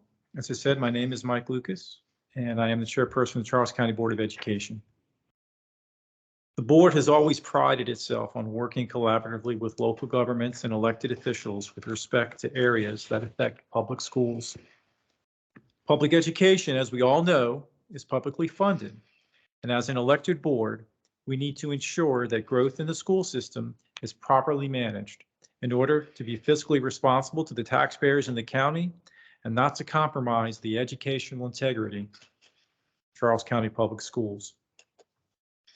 Based on information that we as an elected board have received from CCPS staff, as well as our interpretation of posted policy of the town of La Plata, there are different criteria as compared to the county government's adequate public facilities ordinance with regard to the issuance of residential building permits based on available school seats, as is the case with the Charles County government. That's not to say that the town's policy is better or worse. It's just different, and we would like to understand that difference. The development of Heritage Green and the potential annexation of property by the town to facilitate the development of the hub present both opportunities, added tax base to the county, and challenges an increase of over 4,000 homes. These are opportunities and challenges for the school system. And again, we would just like to better understand those. It would be beneficial to us as an elected board to receive an in-person presentation on the criteria that the town of La Plata uses when issuing building permits for residential homes, to include any additional fees collected on new dwellings that are earmarked for new school construction. Communication is a two-way street, and we look forward to working collaboratively as two elected bodies and know that you will do what's in the best interest of the citizens of Charles County. I appreciate your service and appreciate your time this evening. Thank you. Thank you, Mr. Lucas. Kristen Long?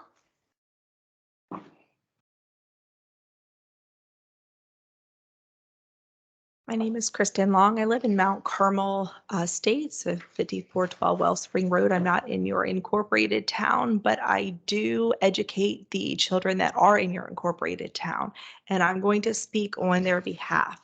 I came here to be educated on the new hub. I haven't been following it as long as some of you here, but I can say that I haven't heard any answers or any concern for the impact that it will have on our education system. And I would encourage you, I'm going to echo what Mr. Lucas said, I would encourage you to work with the Charles County Board of Education, because while our school, James Craig, is not in your incorporated town, the students that come to us each day are, and those are your constituents, and I would expect that you would do what was best on their behalf. Thank you, Ms. Long. Melvin Williams.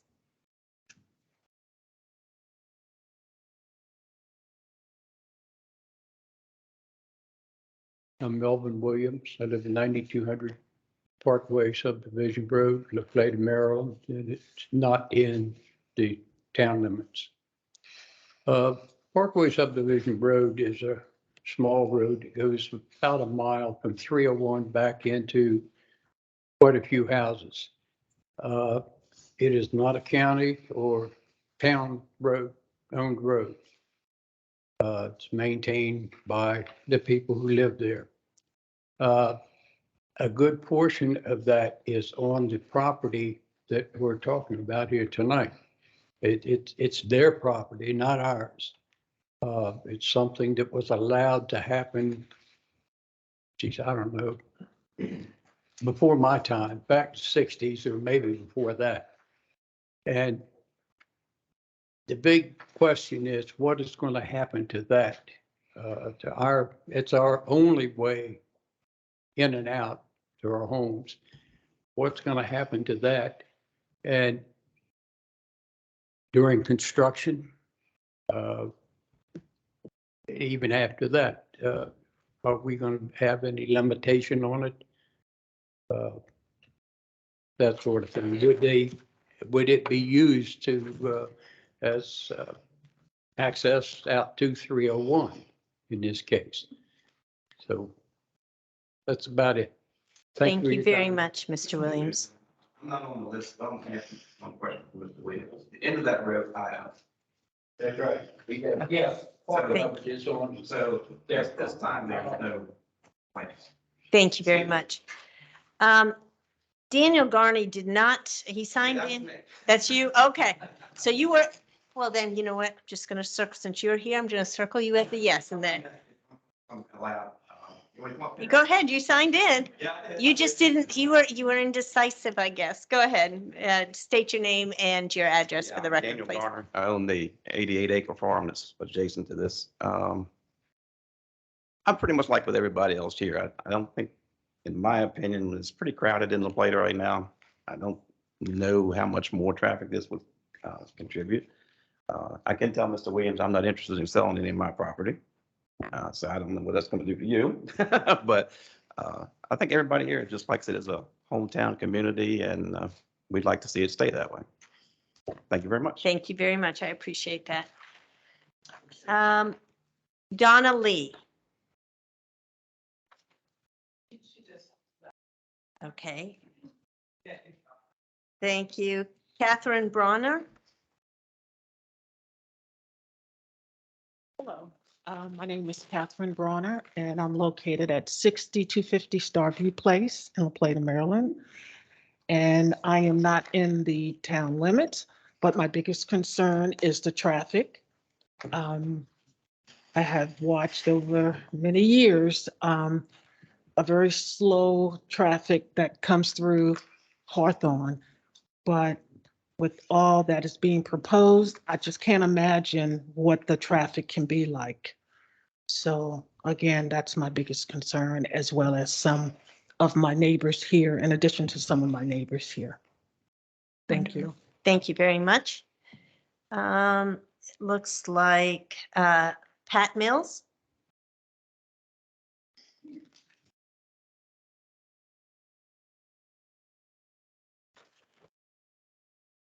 Good evening. My name is Pat Mills. I live at 203 West Hawthorne Drive. I've been there since 1969. Prior to that, I lived on the property that you're referring to, across from Quailwood, was my grandmother's property. And since I've lived at 203 West Hawthorne Drive, I have seen a lot of problems, mostly about the traffic. I have to say that most of the time, I feel like we're living on 301, because when there's a lot of traffic and it gets to 301, it backs up further than the town limit. And that was my concern about having this annexation. I understand you'd like to expand, but I agree with Ms. Jenkins earlier, everything that she said. And I emphasize that that is a big problem, and wondering what would happen to the homes that are there in the town limits itself once it's expanded. So that's of course, I'm not going to have to worry about it, of course, but I'm just saying for future neighbors and their children and grandchildren after that. It is a big problem. Thank you. And that's basically what I wanted. I did see a tragic little child get hit because he was running down the side of the road, and the cars just wouldn't stop for the school buses. They just keep going. They don't care. They do it constantly. And that's my concern about having more traffic. Thank you so much. I appreciate that. Well said. Thank you. All right. Ron Wigglesworth? I think that you cheated a little bit on that one. Didn't get up here, but that's okay. I'll put you in the record as, there you go. And John Valenti?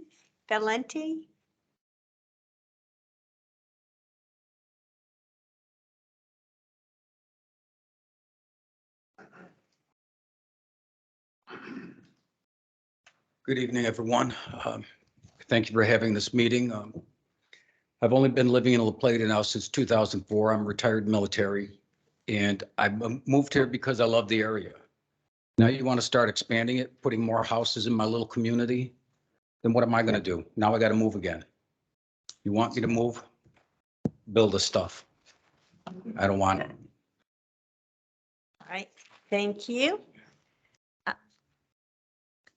There were 3 people who signed in but did not indicate that they wanted to speak, nor that they didn't want to speak. So I'm going to give the courtesy, I'll call them out, maybe a little bit gun shy at the time. Gladys, is Gladys here, and does Gladys want to speak?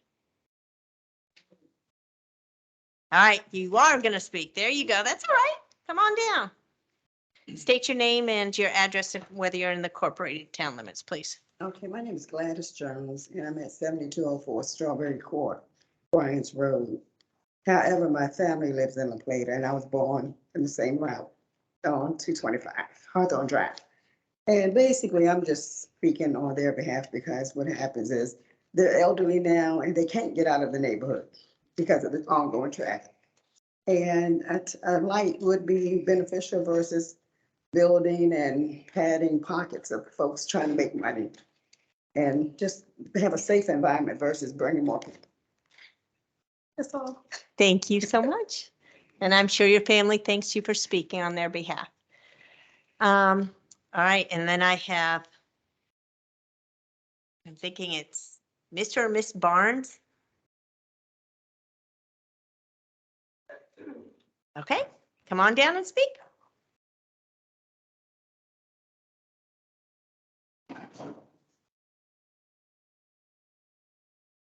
Hi, my name is Hannah Barnes, 6260 Bevan Place. Bevan Place is a nice neighborhood. The traffic is very bad. You cannot get on the main highway. Very nice neighborhood. That's what I have to say. Well, thank you very much. And then Jennifer.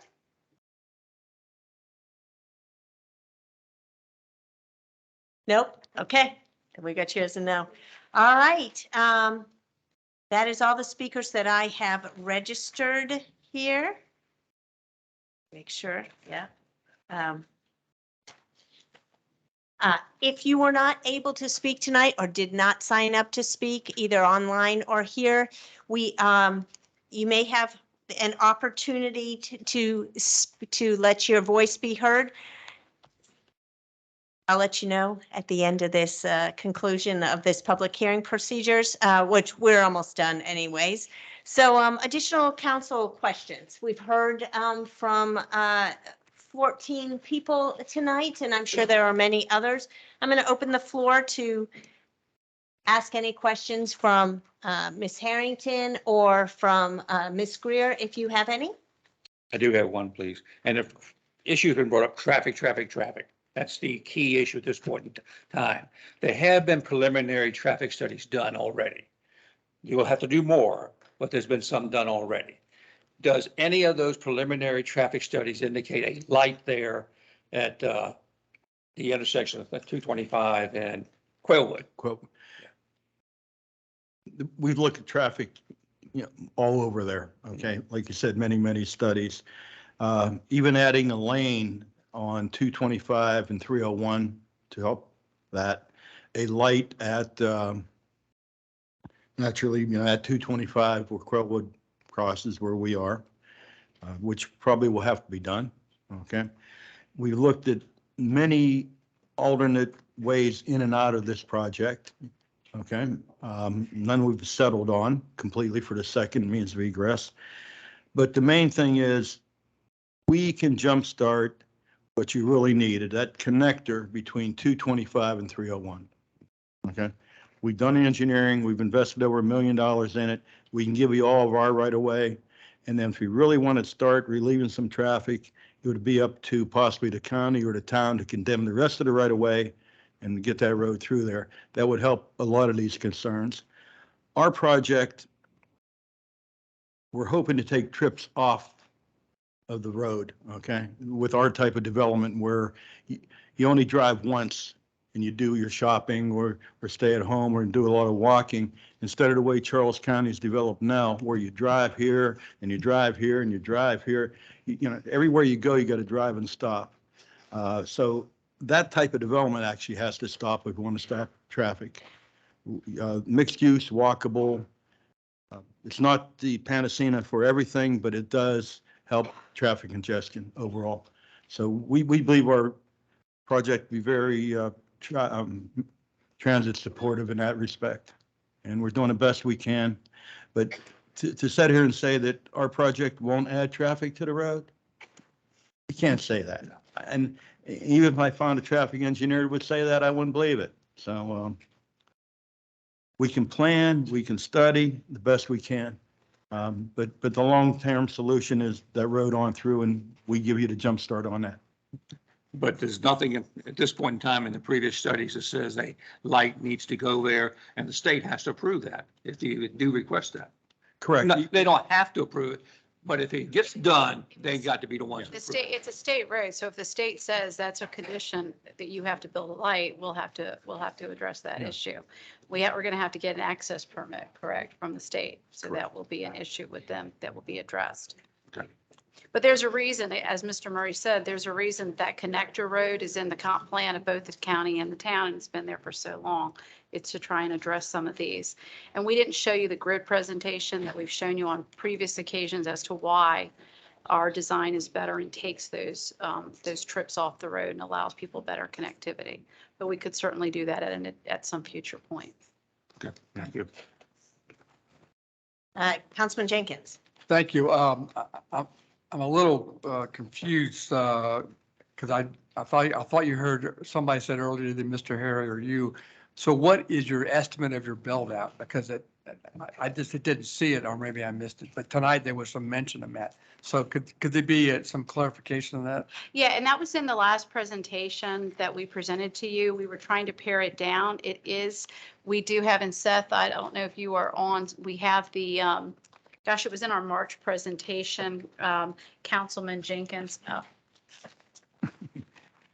Great having assistance. So let me, and remember, and this addresses, somebody, there was a comment about residential. This is mixed use. So this is not all residential. This is residential and non-residential, as mixed use implies. It's also commercial and retail, office, civic, and employment. I'll go ahead. I don't have my glasses. Okay, you don't have your glasses? Okay. Councilman Jenkins, as you know, your zoning ordinance, TDX, requires a minimum amount of units. Okay, so this project, following your zoning ordinance and land use capacity, could be anywhere between 1,594 units eventually, possibly over a 20, 30-year period, to as high as 2,143. We're also looking at anticipating commercial of almost an additional 135,000 square foot to as much as 519,000 square feet, depending on demand and market at the time. You're a planner. It's kind of a crystal ball thing. It's hard to really come up with absorption rate for the commercial. That'd be very slow. And we were looking at absorption rate possibly the first year for residential, maybe 50 units. We don't see that, you're going to go out there and sell 300 units in a year. So the things have to build momentum to get velocity. And then just a follow-up question, because you talked about absorption rate, and I certainly understand that uncertainty per se, but I'm just also curious, in your building program, I guess this is the chicken and the egg. I assuming residential comes first and then you do commercial, or how do you mix and match and stage that? Okay. Our first neighborhood, which is on 225, okay, we are probably doing some single-family attached first, townhouses of different types. And we were looking at building a mixed-use building, typical mixed-use building, where you'd have commercial on the first floor and condos above it, okay? But today with the pandemic and everything, they've changed and so much hybrid work and things of that nature. We also believe that we may be able to land some secondary office space for agencies and companies that are looking to have backup facilities for when they hit disasters and so forth. We've been looking at that also, and there might be some use for that. Dave, I can't really tell you right now. Dr. Dean Bellis, who ran a lot of our studies on that, as you know, Dean passed away, and he's the guy heading all that up. It was a great loss to us. We haven't done all of our market research yet, but we've done all our financial analysis. So we know that this mix will work financially, and it will also benefit being tax positive to the town. Which is all included in the fiscal impact study, Councilman. And I think the answer too, just to kind of clarify that is, as you know, it's one neighborhood at a time. So it's not residential here, jump to another neighborhood. And each neighborhood consists of a mix of retail, office, civic, and residential. So we're not jumping. One neighborhood will be built. It will go through all of your planning processes before it can be built, to ensure that we have the appropriate balance and mix before there's any ability to move on to the next neighborhood. And that's why we talk about the phasing of the development and the phasing of the road and the infrastructure along with that to accommodate it. And I think that's when Seth was giving you the concept of design. That's really was his intention, to show you how each neighborhood will be designed. Is that correct, Seth? Yes, it is. In, You have one question? Go ahead. In your presentations, I have not heard the concept workforce housing. Have you got any plans of that in there? And that can change as we go down the road, what the cost factor is. You're into my wheelhouse now. We're looking at a lot of different diversity of types of housing, okay? Everything from smaller cottages that would be affordable, okay, to a concept that we came up with called a tier home. It is basically, if you build a townhouse, you build a one-bedroom apartment where the garage would be. You put it on an alley. You have parking out front, so traditional neighborhood. This gives the person that would buy that townhouse, he would own a rental unit. He could rent it out, okay, to help subsidize his mortgage. He could have his mother live there, mother-in-law. He could use it at a reduced rent to help a friend live at while they get a foot up, and they build equity and prosperity with this, okay? It's a leg up, and it's workforce housing, but it's self-subsidized workforce housing, not paid for by the government. And I could go on for hours about that, but we've looked at it, we're into it, and we want to do it. And so the answer is, yes, your comprehensive plan calls for a mix of housing. This would include a mix of housing. It would include your age restricted housing, it would include your workforce housing. It would include other housing. That is the goal of mixed use development and what your comprehensive plan calls for. And we're looking at ADUs also, accessory dwelling units, to help that. And Ms. Harrington, can you comment on that as well, please? Yes, absolutely. So again, Director Harrington, so another thing I want to make sure that is understood, that the TDX zone, as it's in our code, requires a master site development plan. The master site development plan needs to be approved by the council. That is not something that staff can approve. That's not something the planning commission can approve. Master site development plan is approved by the council, and it requires public hearings. So before any development can get approved, it not only has to be annexed into the town, but then it has to have a master site development plan that receives public comment and input in accordance with the TDX zone and is recommended by and then approved by the town council. So the property is not being annexed in and then they're starting development. Exactly. It's going to be a long process just for the development review. And that's it. And if the county doesn't provide a waiver, then they're automatically 5 years out. So there's a lot to consider in that timeframe. So the town council has full control over the master site development plan with public input during a public hearing process. So a question I know that probably the people sitting on the other side are saying tonight, and as I said at the beginning of the public hearing, we're only looking to see if the town is if the piece of property is coming in, if it is in, if it's in compliance with our comprehensive plan, and if it's the zoning is correct. That's all that we're really looking at. But how can we not see the big picture? You know, we see that piece, we understand what our mission is, our job is to find out if that is what to grow the town that way. But sitting behind you, I'm sure that the question that I would be asking is, so you get Plan 1 that comes here, and we have a public hearing, and it is, you know, the best thing that the developer has ever seen, and the public is outraged and they hate it. I'm going to go two extremes, and they hate it. Is there, now that it has been annexed in, we have to approve because it's a master site development plan. If the public is outraged about this, is it too bad, so sad? Or does council say, oh, no, There are we don't like that? there are certain aspects that the council has control over, and there's different stipulations about the design and different things like that, and the different mixes of densities. It gives the council room to make those decisions. So if you're receiving public comment one way or another, you can certainly take those into consideration and use that to approve the master site development plan. So worst case scenario, I'm not saying I'm going to do this, but worst case, say a case scenario, we get something and it's not the density that the council likes, it's not the plan they like.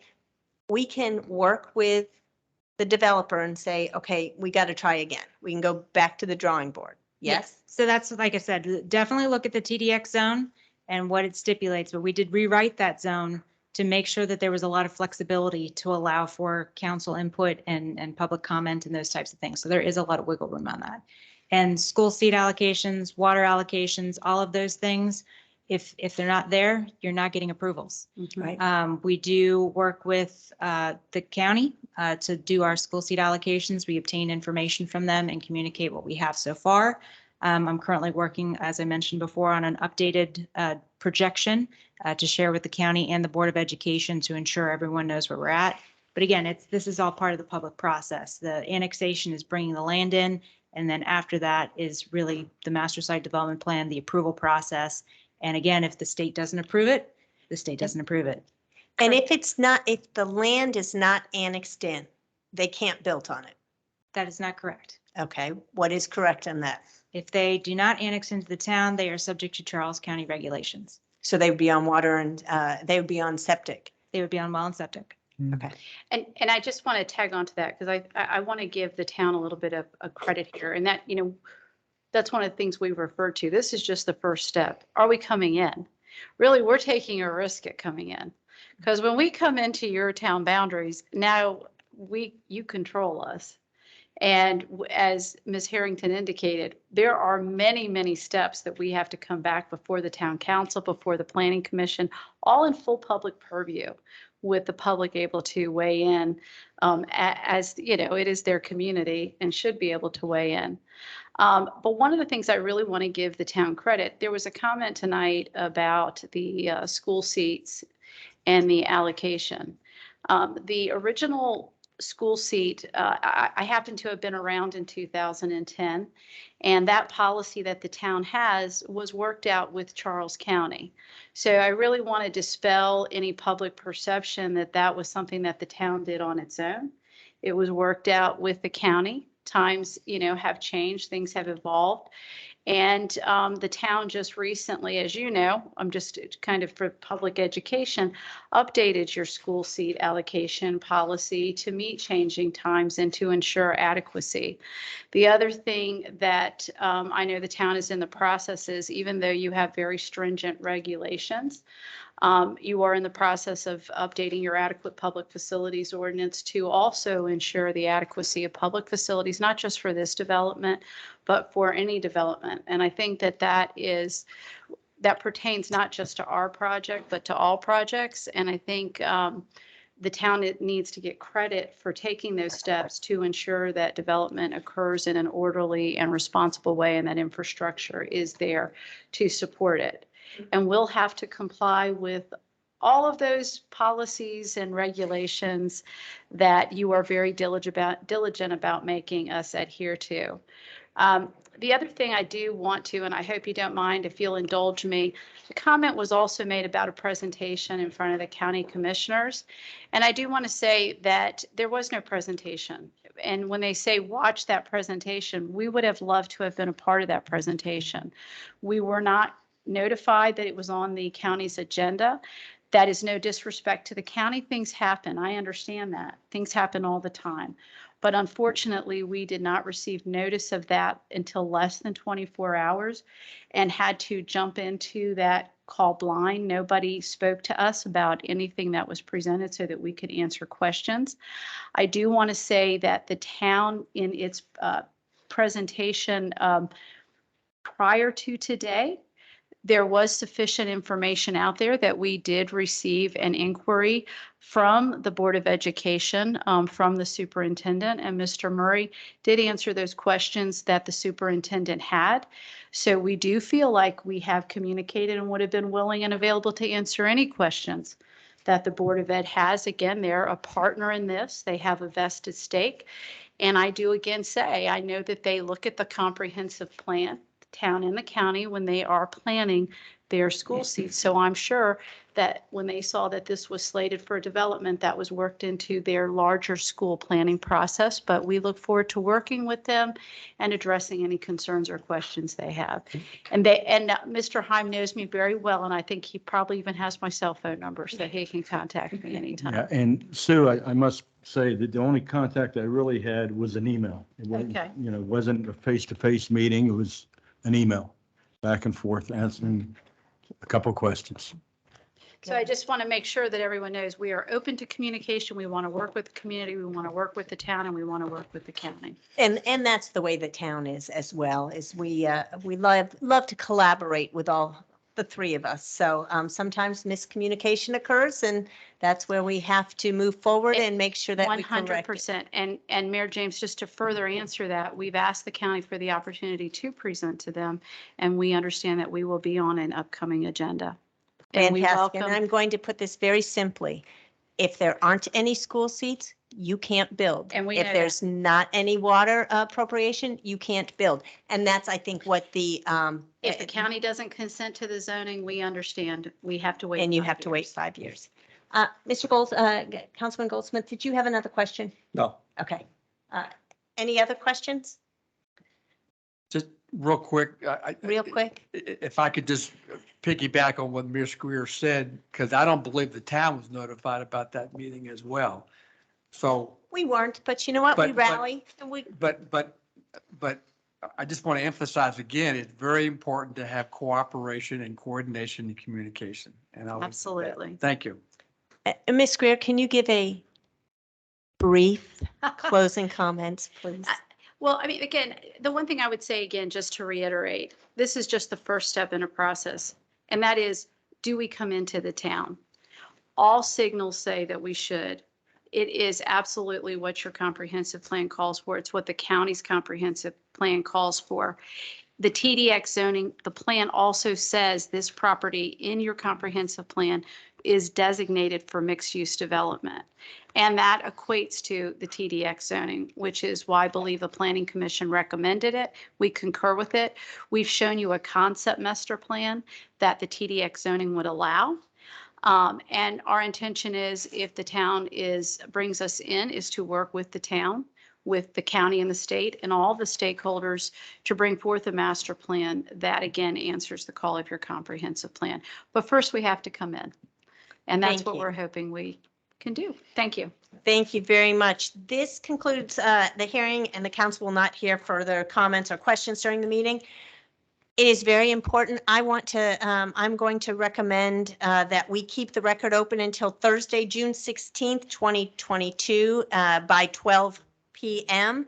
If you did not have an opportunity to speak this evening and would like to submit comments or questions concerning this annexation, all written comments should be submitted by the deadline just stated and to the attention of the town clerk, or email legislative@townoflaplata.org. All comments received following the close of the record will not be considered. I am so proud of our residents that have come out to speak tonight. I love it when you're passionate about something and you want to be heard. You were very respectful. You got your point across. You said what you needed to say, and there was no hate involved. You were stating facts. So I greatly appreciate that. We look forward to receiving the comments, more comments. As you see, all four of us up here were taking notes because it's important to us. It is not a done deal, as someone has said, and so please don't think that is. We will discuss this. We will read the comments that have been submitted to us, and this is a big decision. I live in the town. All of us live in the town, and we love the small town feel, and we don't want to ruin what we have. We want to enhance what we have. So we do have a big decision on that. And I greatly appreciate you all speaking and coming out this evening. All right. New business, commission reports. Thank you. Unfortunately, maybe fortunately, the Design Review Board had no meeting because we didn't have any requests. All right. Councilman Trollinger. I do not have a report for you at this time. Thank you. All right. Councilman Jenkins. Thank you, Madam Mayor. Thank you, guys. That's the right button. Thank you, Madam Mayor. The Parks and Recreation Commission met virtually. Can we take the chatter outside, please? We're still in the meeting. Sorry.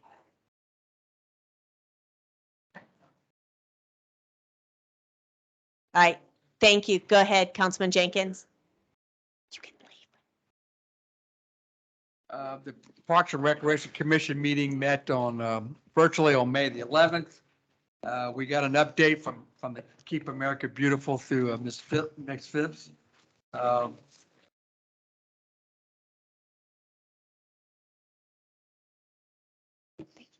There was a further discussion about the walking challenge that the Maryland Department of Transportation does in I call it October Walk. So we're looking again to educate and promote that. We're going to continue discussion on the town's Parks and Recreation plan and what if there's any project that maybe even at this late date should be included in the FY23 capital improvements budget. Then we got an update about the splash pad status. Of course, then we talked about the upcoming summer concert series, the kid shows, Coffee with a Cop, and then the activities at Tillman Lake and Redwood Lake. And then I think we meet in early June again. Thank you. Wonderful. Thank you. And for my updates, as Councilman Jenkins just said, we have the concert series that is going to begin. It actually begins on Friday. It's looking a little rainy, but we're hoping that that blows out before our first concert. It's Revival Band, and we will be laying a wreath in commemoration of Memorial Day. June 4th, we will be participating in the Cobb Island Parade. Sergeant Fields and I will be down there. June 10th, the Gold Star Run will be coming through town again, the motorcycles in the afternoon, bringing awareness to Gold Star families. June 12th, the council and members of our staff will be attending our annual Maryland Municipal League Conference so that we can better serve our community by being better educated on all things municipalities. June 19th is Juneteenth. Freedom Day, so be sure to celebrate that any which way that you choose. And June 24th, Fox 5 Zip Trip will be broadcasting live right outside these doors from 6 a.m. to 11 a.m. We encourage our residents to come out and see all that we have planned for that. And I believe that is all that I have. What a fantastic meeting. Again, thank you to all that participated. Thank you, council, for the very well thought out questions and your interaction. And with that, I will entertain a motion to adjourn. I move to adjourn. Do I have a second? Second. All in favor, please indicate by saying aye. Aye. Aye. Any opposed? Whew. Motion carried. Good night, everyone. Thank you.